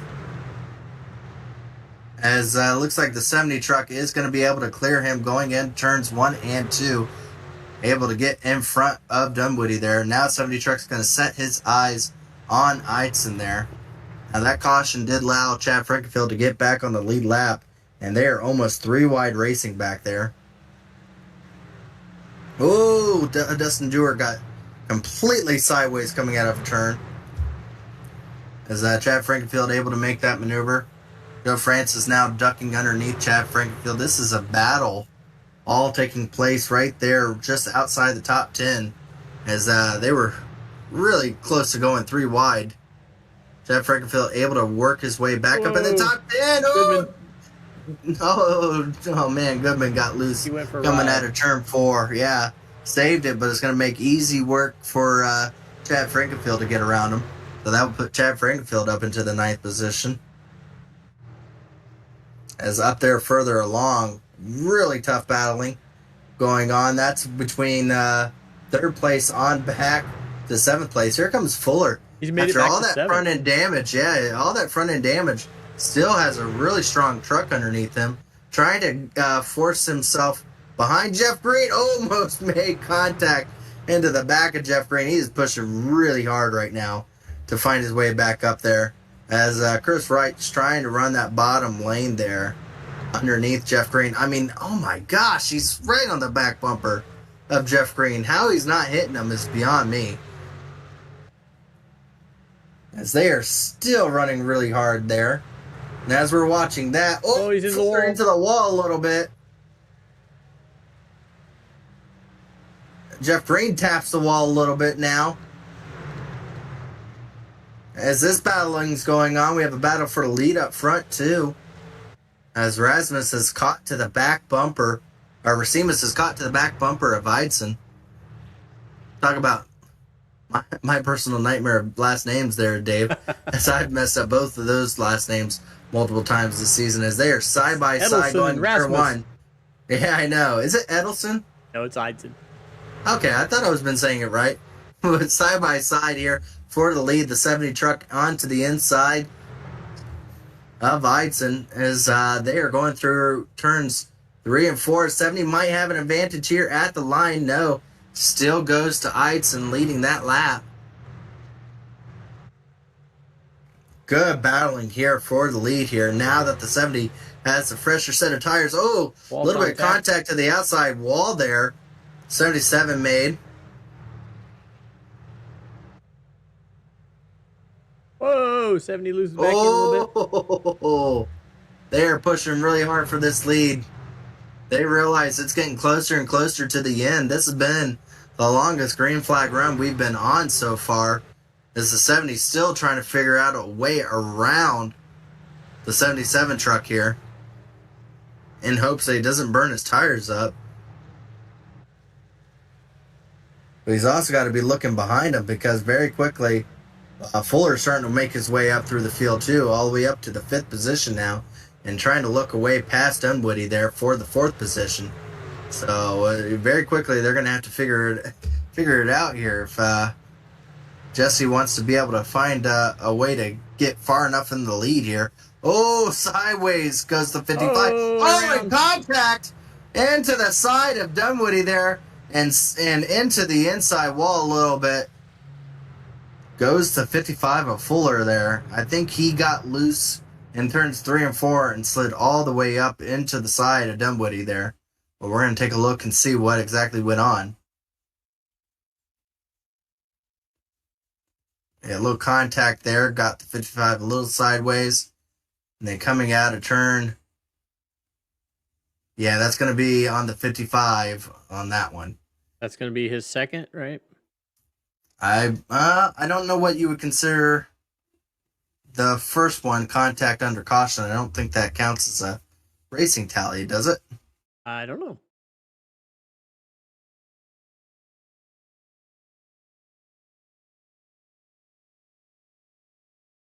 And I know Zach's going to get on here and go, whoa, that looks exactly like the last one. To me, it didn't. To me, it didn't look the same. 55 came up much more aggressively on this instance there. And I think it was mainly due to him getting loose. But regardless, that was him sliding up a lot quicker. Danger Hardcastle, lucky dog going around.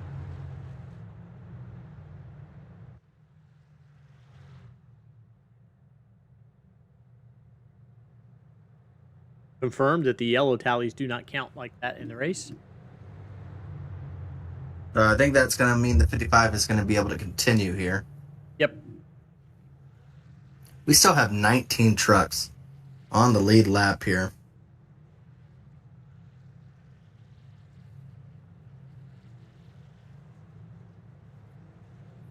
Hey, let's play some ad.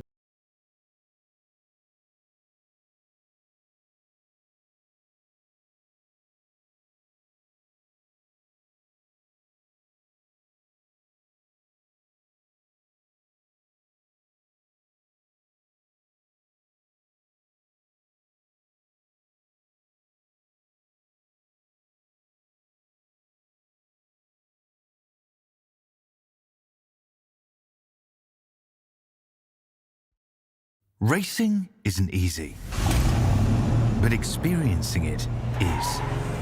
iRacing puts you in the driver's seat with the industry's leading sim racing game. Drive on laser scan replicas of the greatest racing circuits from around the world. Go head-to-head against other drivers chosen by skill-based matchmaking to ensure competitive racing at every level. Compete across all your favorite series. In officially licensed cars, engineered to deliver the most accurate driving experience possible.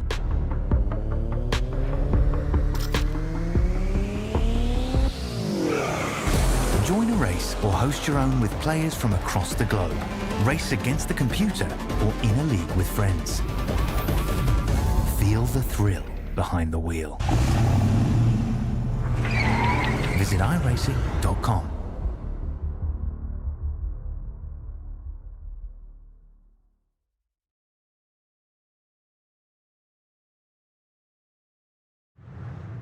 And for like the 8th or 9th time, it's all mixed up the top 10 tonight here as some drivers decide to pit and others decide to stay out. This time around, Racimus decides to stay out, as well as Chris Wright, Jeff Green, all the way back there to around the 7th position have stayed out.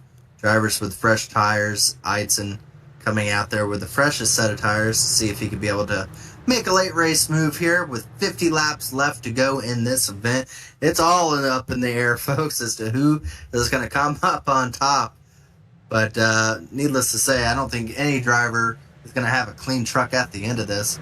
I don't think they have it now, as the green flag is back out. 70 truck able to get off to a really good start here. And it looks like his son, that's right behind him, is going to be slotted in the 3rd position. Chris Wright's going to be the monkey in the middle between the two Racimuses. As it looks like, we got a spin around. Joshua Freed, Corey Abbott, and someone else. I think it was Chad. No, maybe not Chad Frankfield. It was Hardcastle around as well. Oh boy. Let's see what other hard decisions I have to make tonight.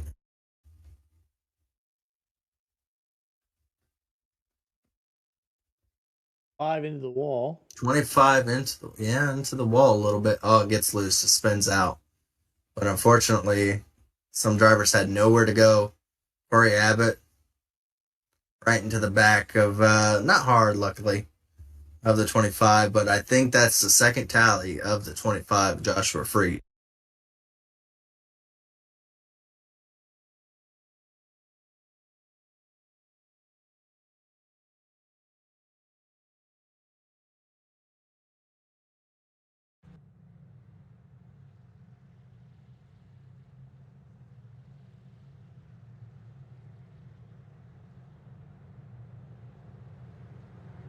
So that will be a tally against the 25. And I think that is his second tally of the night. So I think he will be our sixth retiree of the night. And that will lead us with 18 trucks to be able to finish out this 45-lap race.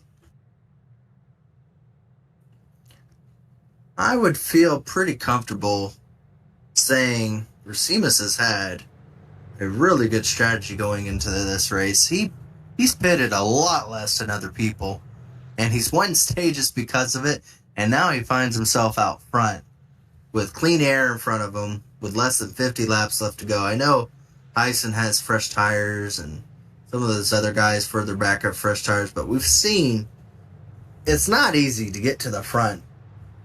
And Racimus has done, qualified third, so he's had speed all night. But he's just kind of, he's just kind of kept it clean. We haven't really talked about the 70 being in any major incidents. He's got some fender damages here and there, but then again, who doesn't at this point in the race?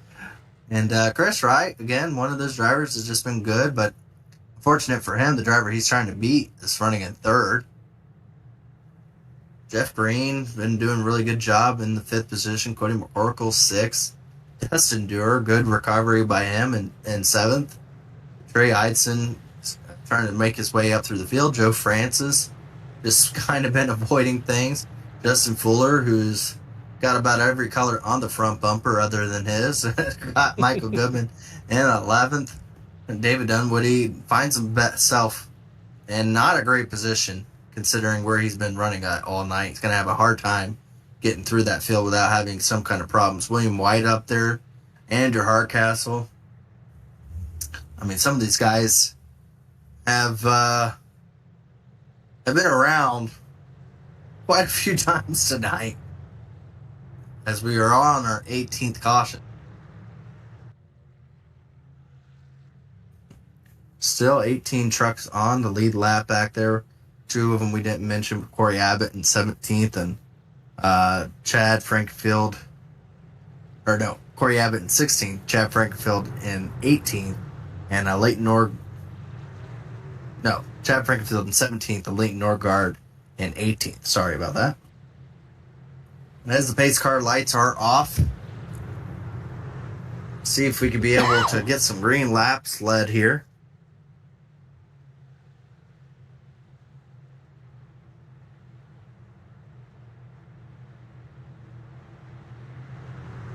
Tight ball game in New York tonight. Hopefully we get to watch some of it.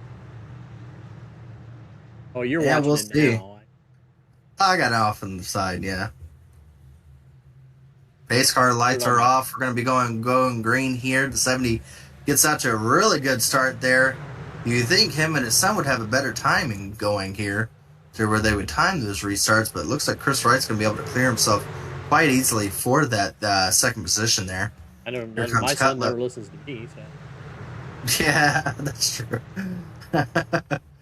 As Cutlip trying to see if he can be able to work his way around the one's having probably one of his best races of the year so far. And you wouldn't have said that 100 laps ago as he had disconnected for a short time there, that he's having one of the best nights in the truck series he's had.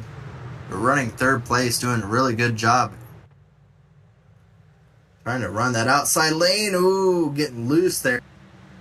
That Everyone's the getting iRacing a little loose. Putting it in the hauler and then pulling it back out? That's I don't even know. That's like Ricky Bobby stuff. The driver change or something like that. Ew, crazy. If he ends up getting third, that would be the first time I've ever seen anyone disconnect and come back for a top three. Might be a new mover. Oh, sideways goes the leader. Racimus goes really sideways. It's going to allow Chris Wright to get into the inside. Chris is going to throw it in there. He dive bombed it to clear himself for that lead.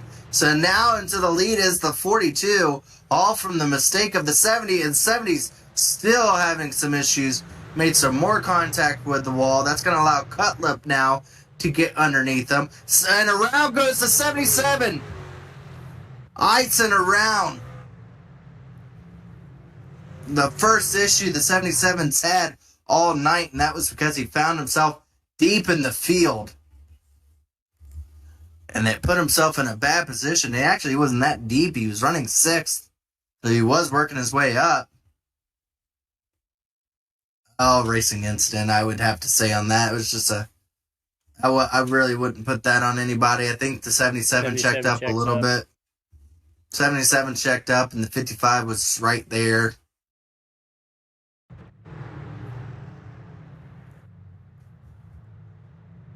Really wouldn't put that on anybody on tight racing like that on a short track.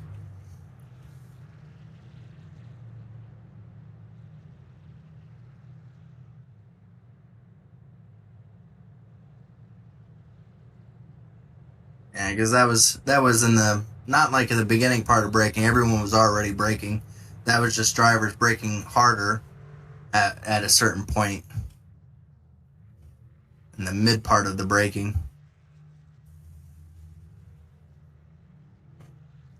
One driver that came down pit road, Jesse Racimus, after getting loose, decided he wasn't going to win after losing that lead, so he's going to have a better chance putting on tires and trying to see if he can work his way up to the front there.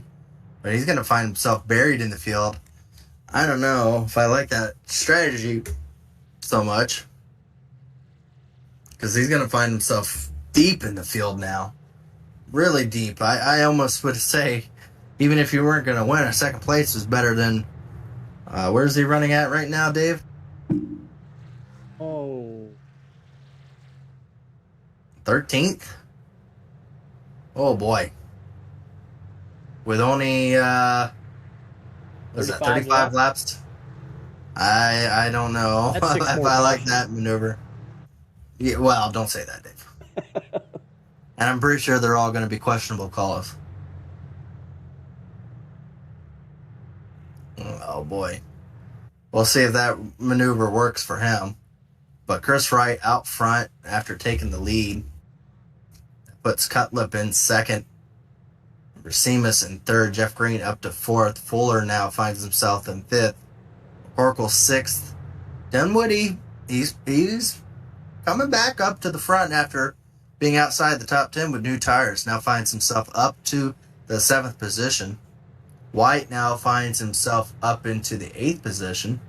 So still on a recovery path for him. Michael Goodman up into 9th. So a really good run for him. And Brent Jones, I mean, about all these drivers back here we're mentioning now have been in quite a bit of damage positions here. Andrew Hardcastle, 11th. Leighton Norgard up into 12th. There's our freshest set of tires there in 13th at Jesse Racimus. Dustin Dewar, 14th. Joe Francis in 15th. Corey Abbott in 16th. Trey Eidson in 17th. After having an incredible run all night, it's going to have a really tough challenge in front of him, and Chad Frankville's still trying to repair his damage all the way last car in the lead lap in 18th. Well, the pace car lights are off. It's now going to go over to Chris Wright to be able to take off here. As here they come to the Geico restart line. And the green flag is back out. And it looks like Jeff Green's going to have a chance to try to see if he can snag himself this second position. Looks like Cutlip able to clear himself, though. Able to dive it in far enough to be able to get his bumper cleared. Oh, a little contact between the 1 and the 38. Just a little door bang in there. As, almost 3 wide. Fuller almost put his bumper in a spot it shouldn't have been. As looks like the one's going to be able to find a way up to the high side there, but lose a couple positions because of it. Fuller's going to be trying to work that bottom lane there, try to see if he can work his way up. These drivers are starting to beat and bang now. They're taking it serious now. With only 30 laps left to go. Oh, the 22 around. And that's going to cause another caution, and that will be... That should be it for the... Second, yeah, I think that's his second tally. That was him just getting loose coming out of the turn, running way too low. Maybe not. Maybe it was contact.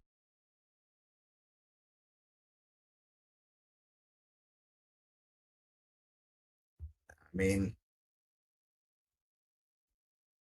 Yeah, I'd say Racimus sent him the rest of the way around, but what are you saying? You saying loose? I Get at regular speed?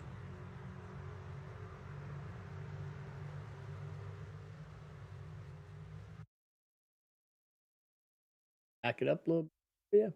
I see now why you want me to do this instead of you doing Well, it. I can do it. I'll make the call if you want. Yeah. I think the 22 gets loose in front of him. Right? The angle of the truck shift in the middle of the corner where it shouldn't be. So when he starts to get loose like that, that puts him right into the lap of the 2070. So I'd put it on the 22. I'd almost I hate to have a situation. Incident. I would almost put it more towards a racing incident. 22 definitely gets sideways, but I really don't think that's a situation that didn't make the he was. I don't think he was going to lose it, and I don't think he made contact. How many drivers have we seen get loose in that position? We're at the end of the race. I think we've seen that spot be put in a lot of drivers. I don't put the blame on the 70 for sure, but I don't think the 22 was going to go completely around until that incident happened. Yeah. I'm the type of person that an incident would be put onto somebody if reasonable doubt in my mind says that a situation couldn't have been resolved if it was just a different spot.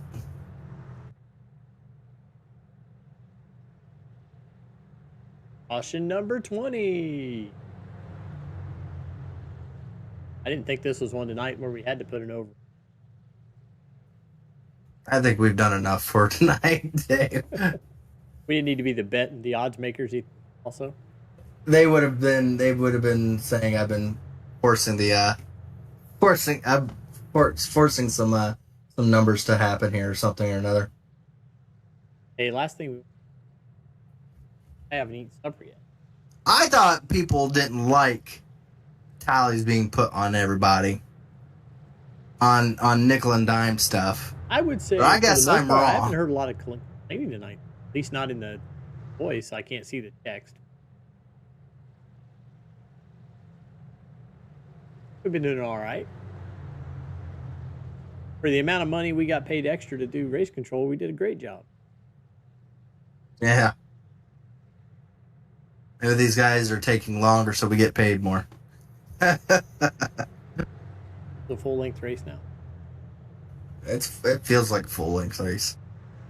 We even started. I think the Cup Bristol race took less time than this. That was a 500 lapper.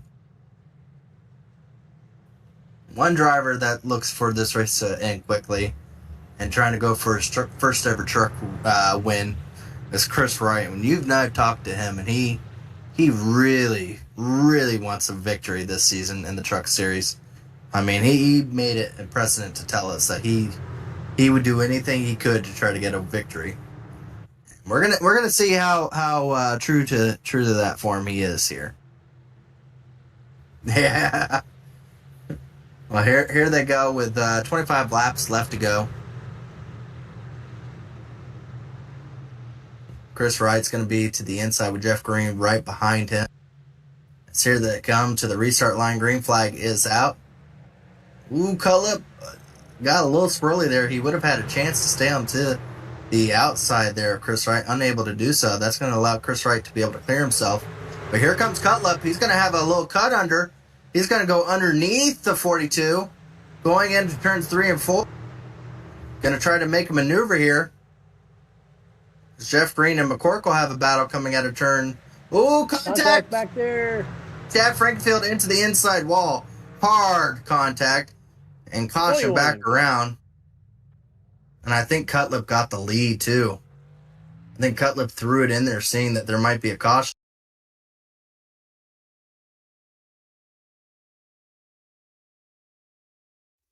Oh, why are you doing that, Chad? Why are you doing that, Chad?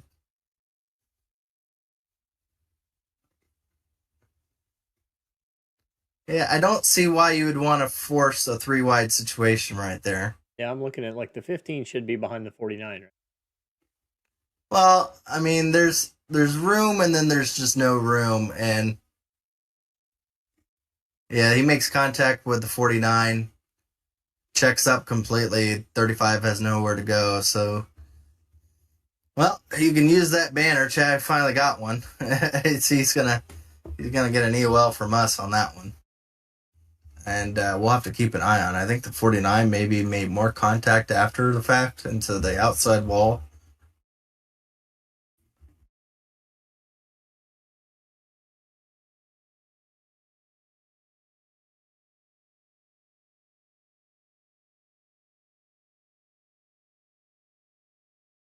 Ooh, oh man, yeah, he made hard contact with Joe Francis. So we're going tally on the Oh 15. boy, yeah, we're gonna go tally on the 15. Lost the front bumper on the 35 there. Joe Francis got a ton of damage from that. I think Joe Francis and Brent Jones probably got the worst end of that. Okay, I'm sending. See how this goes over.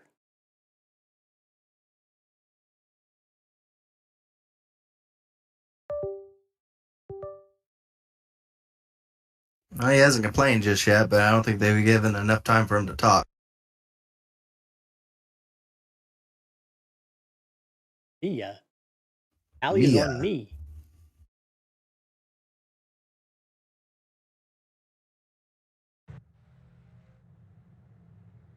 Thanks, Chad. I appreciate that. And Joe Francis, I think, I don't know if he's gonna be able to continue. I know he's one lap down now. I think he made some hard contact.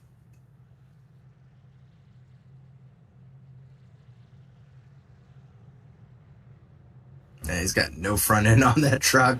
He is able to keep going, but he's got no front end on that truck. Also, a lap down is Chad Frankenfield once again. That was hard hit.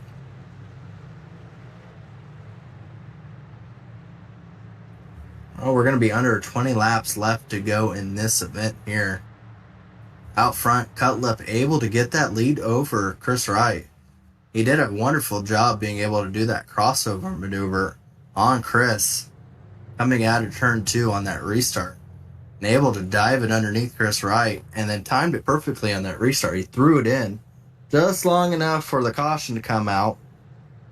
Poor Chris had the run on the outside. When that caution came out, that put Cutlip up front. So that will put Chris Wright back to second, McCorkle to the third position, and Jeff Green to the fourth position. As here we come back to the restart. 19 coming to 18 laps to go in this event.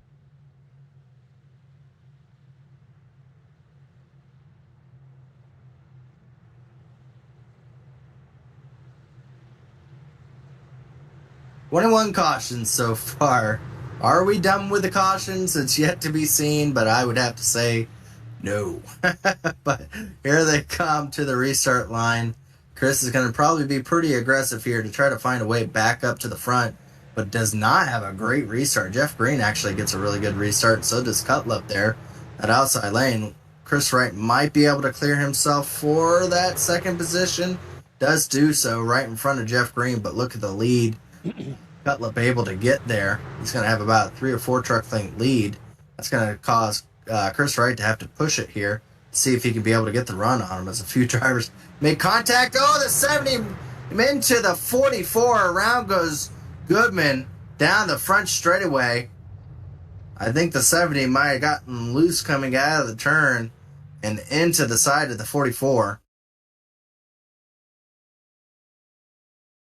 I have to go back here and see exactly what happened, but coming out of turn 4.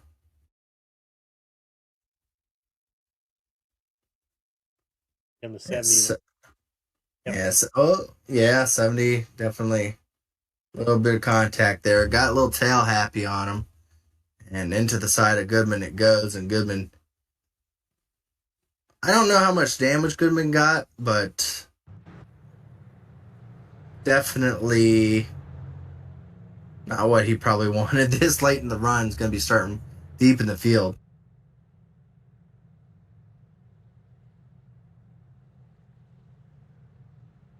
As Zach just said, if this was blackjack, we busted.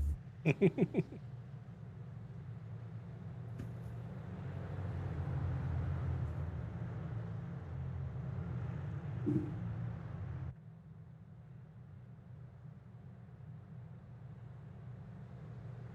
bad you don't have like the average,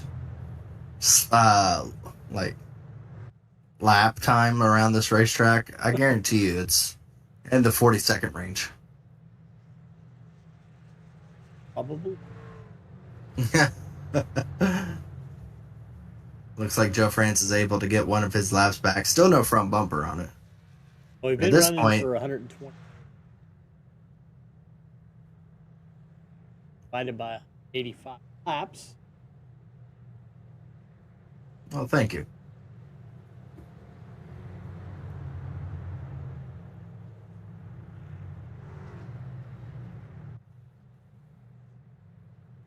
Hey. 38.9 seconds per lap. I was pretty close. That was a roundabout guess on my end, but that's pretty slow. That's pretty slow. Lap times around here. It's almost twice the lap times of qualifying. They're usually able to get around here 22 seconds a lap. We're at 38 seconds a lap right now on pace 4. So with still more cautions able to come, we'll see how this all turns out. But we have we're 13 laps to go. We should be going green with I think 11 laps to go here. As Cutlip leads it in front of Chris. Chris is going to have a difficult time because he did have some drivers with older tires, maybe more damage than him. Maybe he had some more speed to him. But here comes Fuller. Pack up into the third position with all the front end damage that he could have. Now with another shot to be able to try to see if he can go for the lead here. He's going to be starting right behind Chris Wright. Jeff Green going to be starting in 4th position. McCorkle in 5th. Dunwoody in 6th. Dunwoody, once again, coming back from back there, so good run by him. Racines having a good run still in 7th. White, 8th. Heitzen, after getting turned around not too long ago, all the way back up to 9th. And Racines up into 7th, into 10th, I mean. So, I mean, it is still... Yeah, I have no idea how this is going to play out. I didn't think Cutlip was anywhere shot at winning this. 50 laps into the race, 100 laps into the race, 150 laps into the race. But here Cutlip is leading this event in good shape. But then again, it could all change once again here. As here they come to the restart line.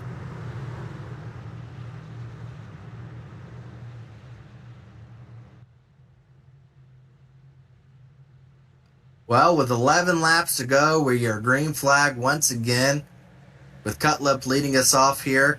Looks like Chris Wright's going to be able to get himself clear of second place. Going to have a better shot at the 11, but he's going to have the 55 right on his back bumper. 55 is actually going to dive it in underneath Chris Wright here, going in turns 3 and 4. And I think Chris Wright has a little older tires than the 55. Oh, no, caution again. Oh, it's a caution is out again. 23. 3 or 4 trucks. I think the 1, the 32, a few trucks around in the back. See what happened here. Oh, it looks like the loose. 1... Oh, yeah, the 1 spins out in front of the field here. Dustin Dewar with nowhere to go. Second tap. Yeah, that will be the end of the night for the 1 truck. Really Goodman goes around. Corey Abbott.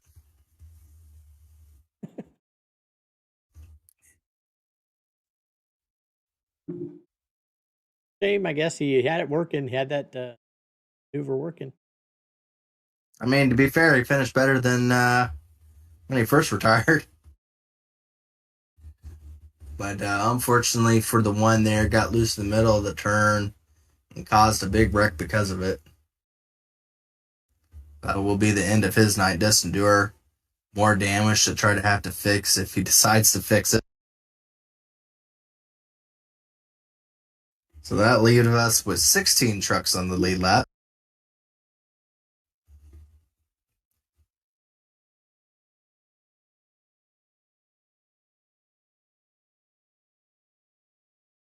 Can you imagine if we had 40 trucks start tonight, Dave?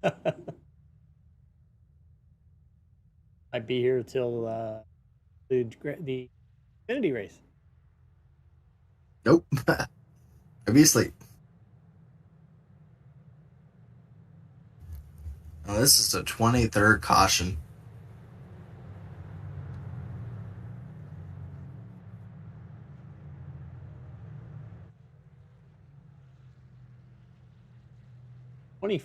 That's going to 8 laps.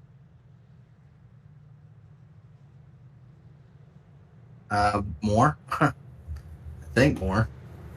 I think we already are at like 1 every 8 laps almost. Yeah, if we finish the race, 25 will be 97.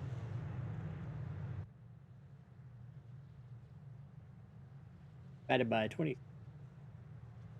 8.3 laps. Cautionary.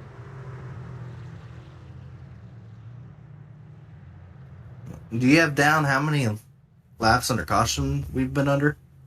No, but I roughly figured we have more than that, because if we run 22-second green flag, 48-second yellow, so those together would be 70 seconds, which would be 5. So if it was 50-50, we'd be 5, but we have 8, so that's 4 yellow laps. I kind of figured that part there, but We'll see here. Way in front of me. Those will be after race little tidbits then we'll have to come up with. But with coming to 5 laps to go, Fuller finds himself somehow back up, had a chance to be able to try to win this thing underneath the 11. There you go.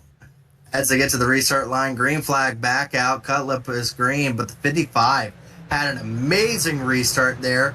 Dives it in underneath the 11. Lev's going to try to fight back, try to be able to get that position back over the 55. Down the back straightaway. Cutlip still trying to get that position back over the 55. 55 has a lot of speed still left in that truck. Side by side coming out of turn 4.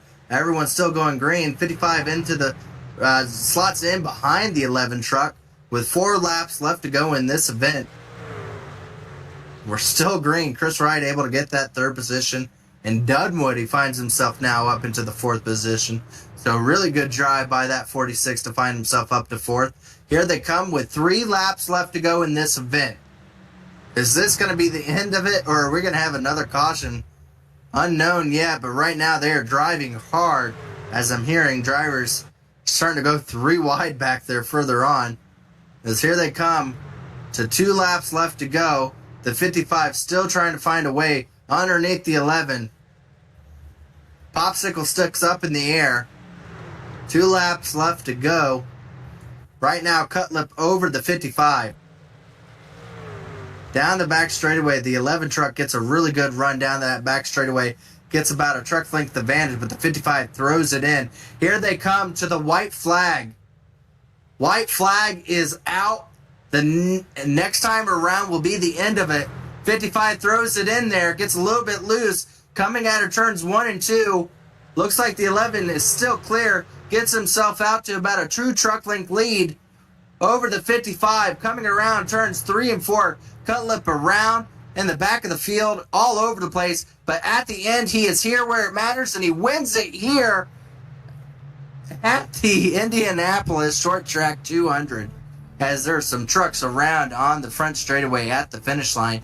Jonathan Cutlip able to get it done here and win it here for his Pro Edge team. The only Pro Edge driver to show up tonight, and that's all they needed because he was able to get home with the victory over Justin Fuller after starting in the 12th position. So good win for Jonathan Cutlip. I believe that's his first of the year. So our points leader had issues earlier on. Around he went a couple times, and this time he's on purposely going backwards as he comes to celebrate at the finish here.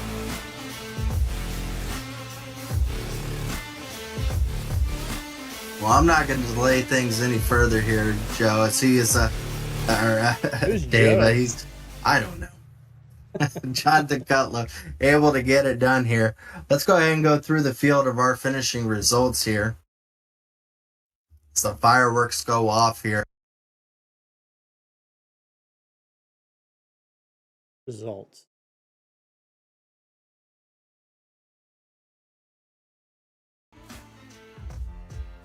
Alrighty, so here's our final results here.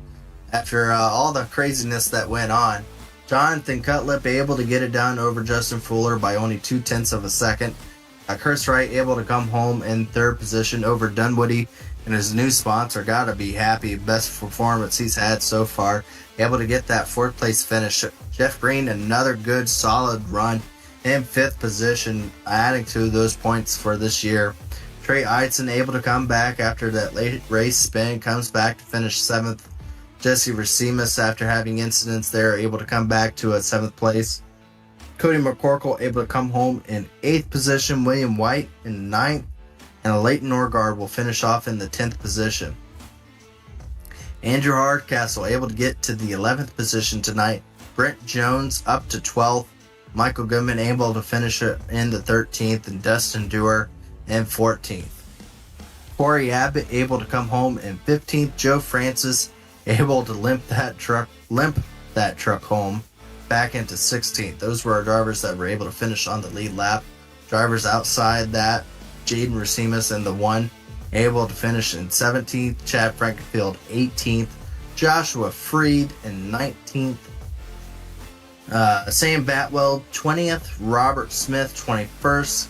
Casey Hatch 22nd. Michael Hossack 23rd. And Justin Wadsworth in 24th. Let's go ahead and bring up our third place driver there of Chris Wright. Talk to him and see how his night went. Overall, Chris, you were able to get third. I know that's not what you wanted when victory was just in your grasp. You were so close. What would it have taken it for you to be able to get that victory over your closest competition there of Cutlip and Full?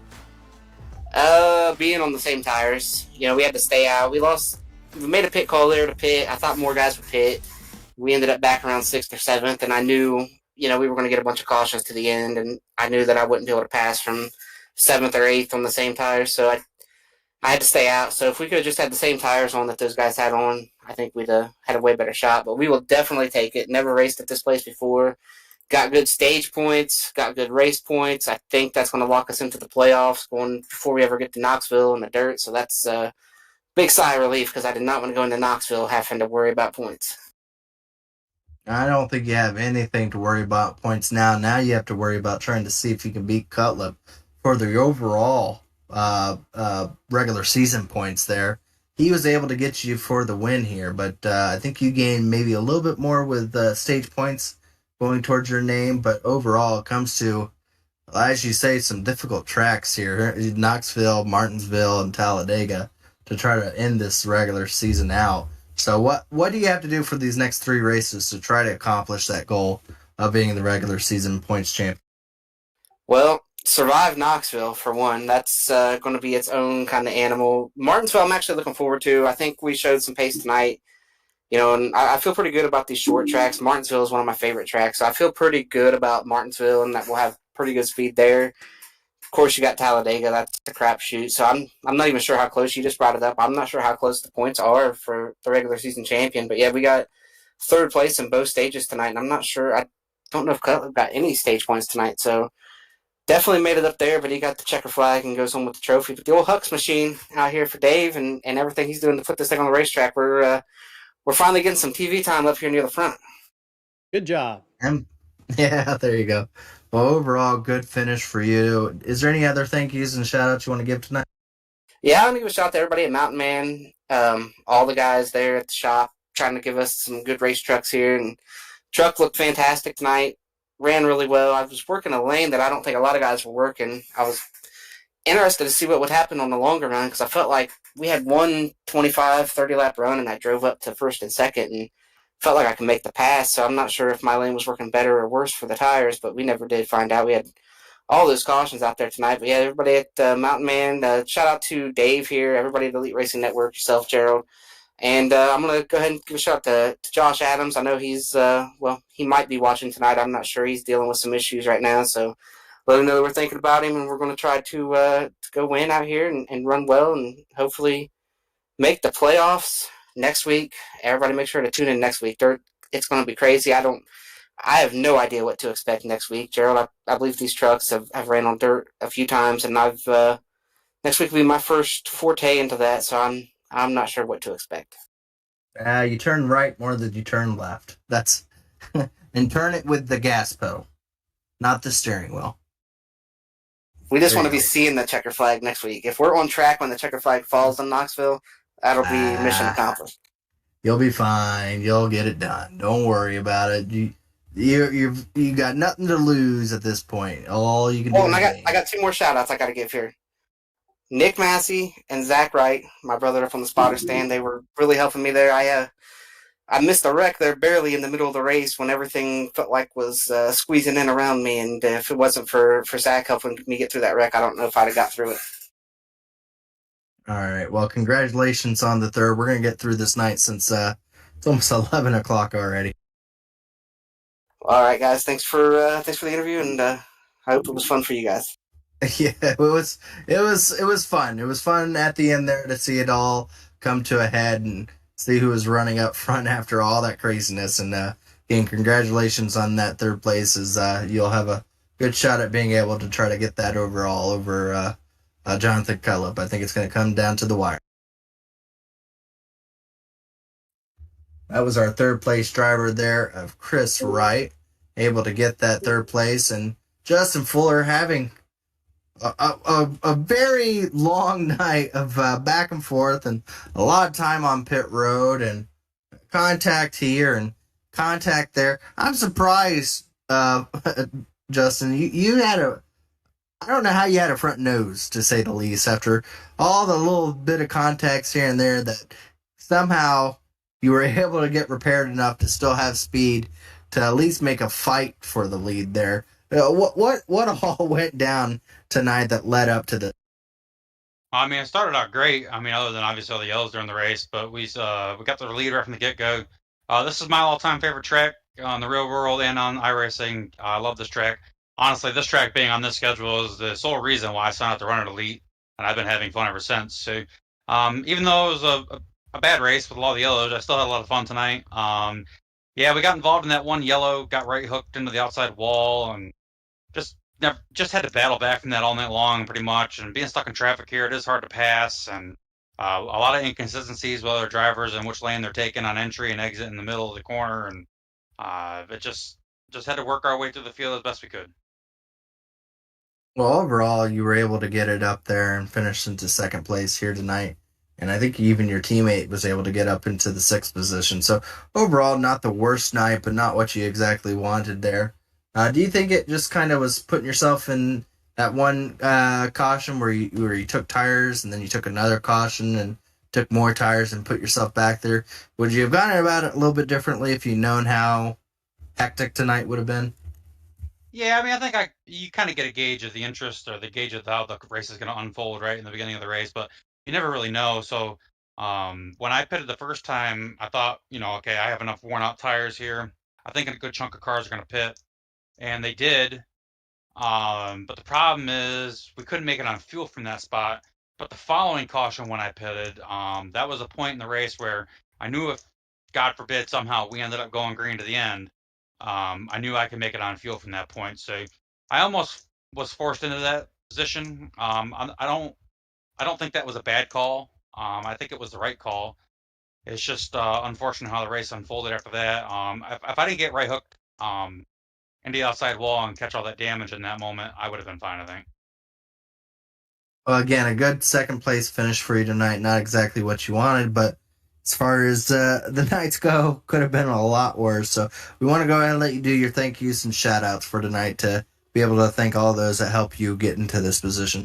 Oh, yeah. Thanks to all the admins over here at the Elite Racing League. Thanks to Stay Tuned Sports for sponsoring the series. Thanks to you guys for putting on the broadcast. I'll go back and pick through this a little bit tomorrow. I'm sure it's not too exciting with all the yellows. So Thanks to Trey Edson for always keeping me looking good out here on the racetrack. I didn't realize that it was a throwback race, and he sent me a throwback pants game. I noticed that you guys didn't have it on the broadcast, but that's okay. We're probably going to run it next week too at Knoxville, just to get it out there. It's the old Miccosukee Indian Resorts Gaming truck, one of my all-time favorite paint schemes in the world. It's not much to it, but it's beautiful. I like it. So looking forward to that. Congrats to Jonathan. I gave him all the pressure that I could at the end there to try and see if he would make a mistake, and he didn't put a wheel wrong. So congrats to him on that. I wish we could have had a few more laps to get some tires worn out, see if we can get them, but we'll come back to Knoxville, have some fun, and see what you do. All right. Well, congratulations on the second place. We'll see if next week you can be able to sling it and deal it at the dirt track against drivers like Fody that are renowned dirt racers and some other drivers that look to dirt racing as their number one hobby. So we'll see how you fare against some of those other drivers next week. Oh yeah, thanks. I look forward to the dirt racing. I love dirt racing as well, so we'll see what happens. Alrighty. That's Justin Fuller, your second place finisher here tonight. Able to come home after all that problems and still able to get a good finish here.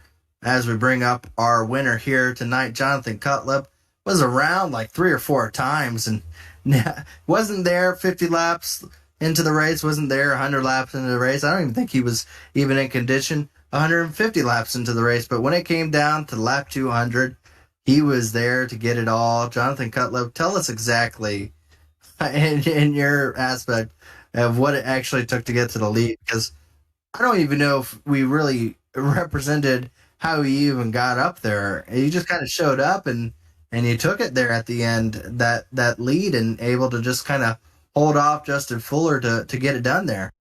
Yeah, it was definitely a rough night for sure. It started in qualifying. I was just going into turn 2 and ended up spinning on my hot lap, so I ended up starting around 12th to 15th. So it was a little bit of a rough start. Got caught in a wreck pretty early. Had about 4 minutes of damage and was able to get that fixed up, and then got caught into a second wreck and had another 3 minutes. And then just kept with it.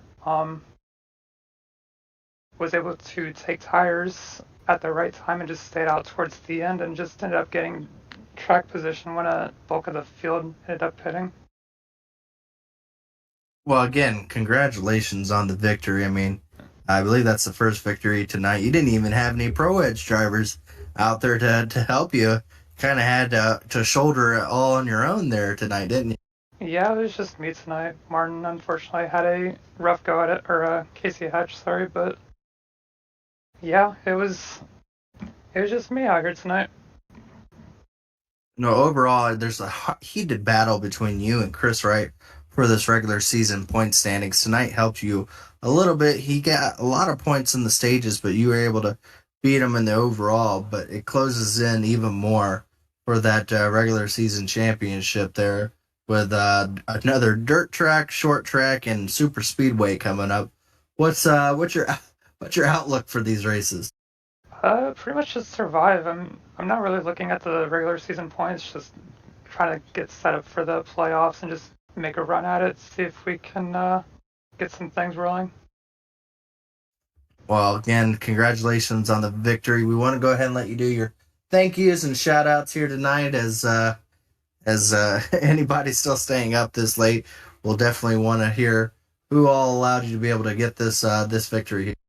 Of course, I'd have to thank my Pro Edge teammates. This one's for Josh. He's in the hospital recovering after an accident, so I'm wishing him well in a speedy recovery. And you guys at Elite, Dave, Gerald, putting this together and giving us something to watch back over the evening is always a nice thing to have. Well, again, we appreciate you, John, and we hope to see you run strong here at a dirt track and some of these other tracks, and you, Chris, can go down to the wire and put on a good show for everyone at home watching. But again, congratulations for you and your teammates there. We want to wish you a happy night of celebrating and thoughts to your teammate there in the hospital. Thank you. Well, that was your winner there, Jonathan Cutlip. Started 12th night, able to get the victory here at the short track. overall, Dave, I am tired. This has been I am a too. long race. Yeah, this was a long race for these drivers and for us at broadcasting and everyone that stayed up to watch this race. It's 11 o'clock. We do appreciate everyone and our sponsors that tuned in for this event and was able to stay here with us and see how it all played out. Overall, it turned out to be a great finish and a good run and a surprise winner, I guess, in my mind, Jonathan Cutlip, who started back in 12th and able to get it done. So for a short track race, it wasn't just one person leading. We had a multitude of leaders, but overall, we want to thank you. Do show up for the next one. I believe that's going to be next week at a dirt track. So you thought they were sliding around tonight. You haven't seen nothing yet until they go over to Knoxville. So do show up for that, where we'll see a lot of drivers with a lot of different talents and abilities show up for that race and showcase their talents. And we want to appreciate Dave for everything he does. My name is Gerald. We wish you a happy Sunday night with us. Have a great night. We'll see you again next Sunday.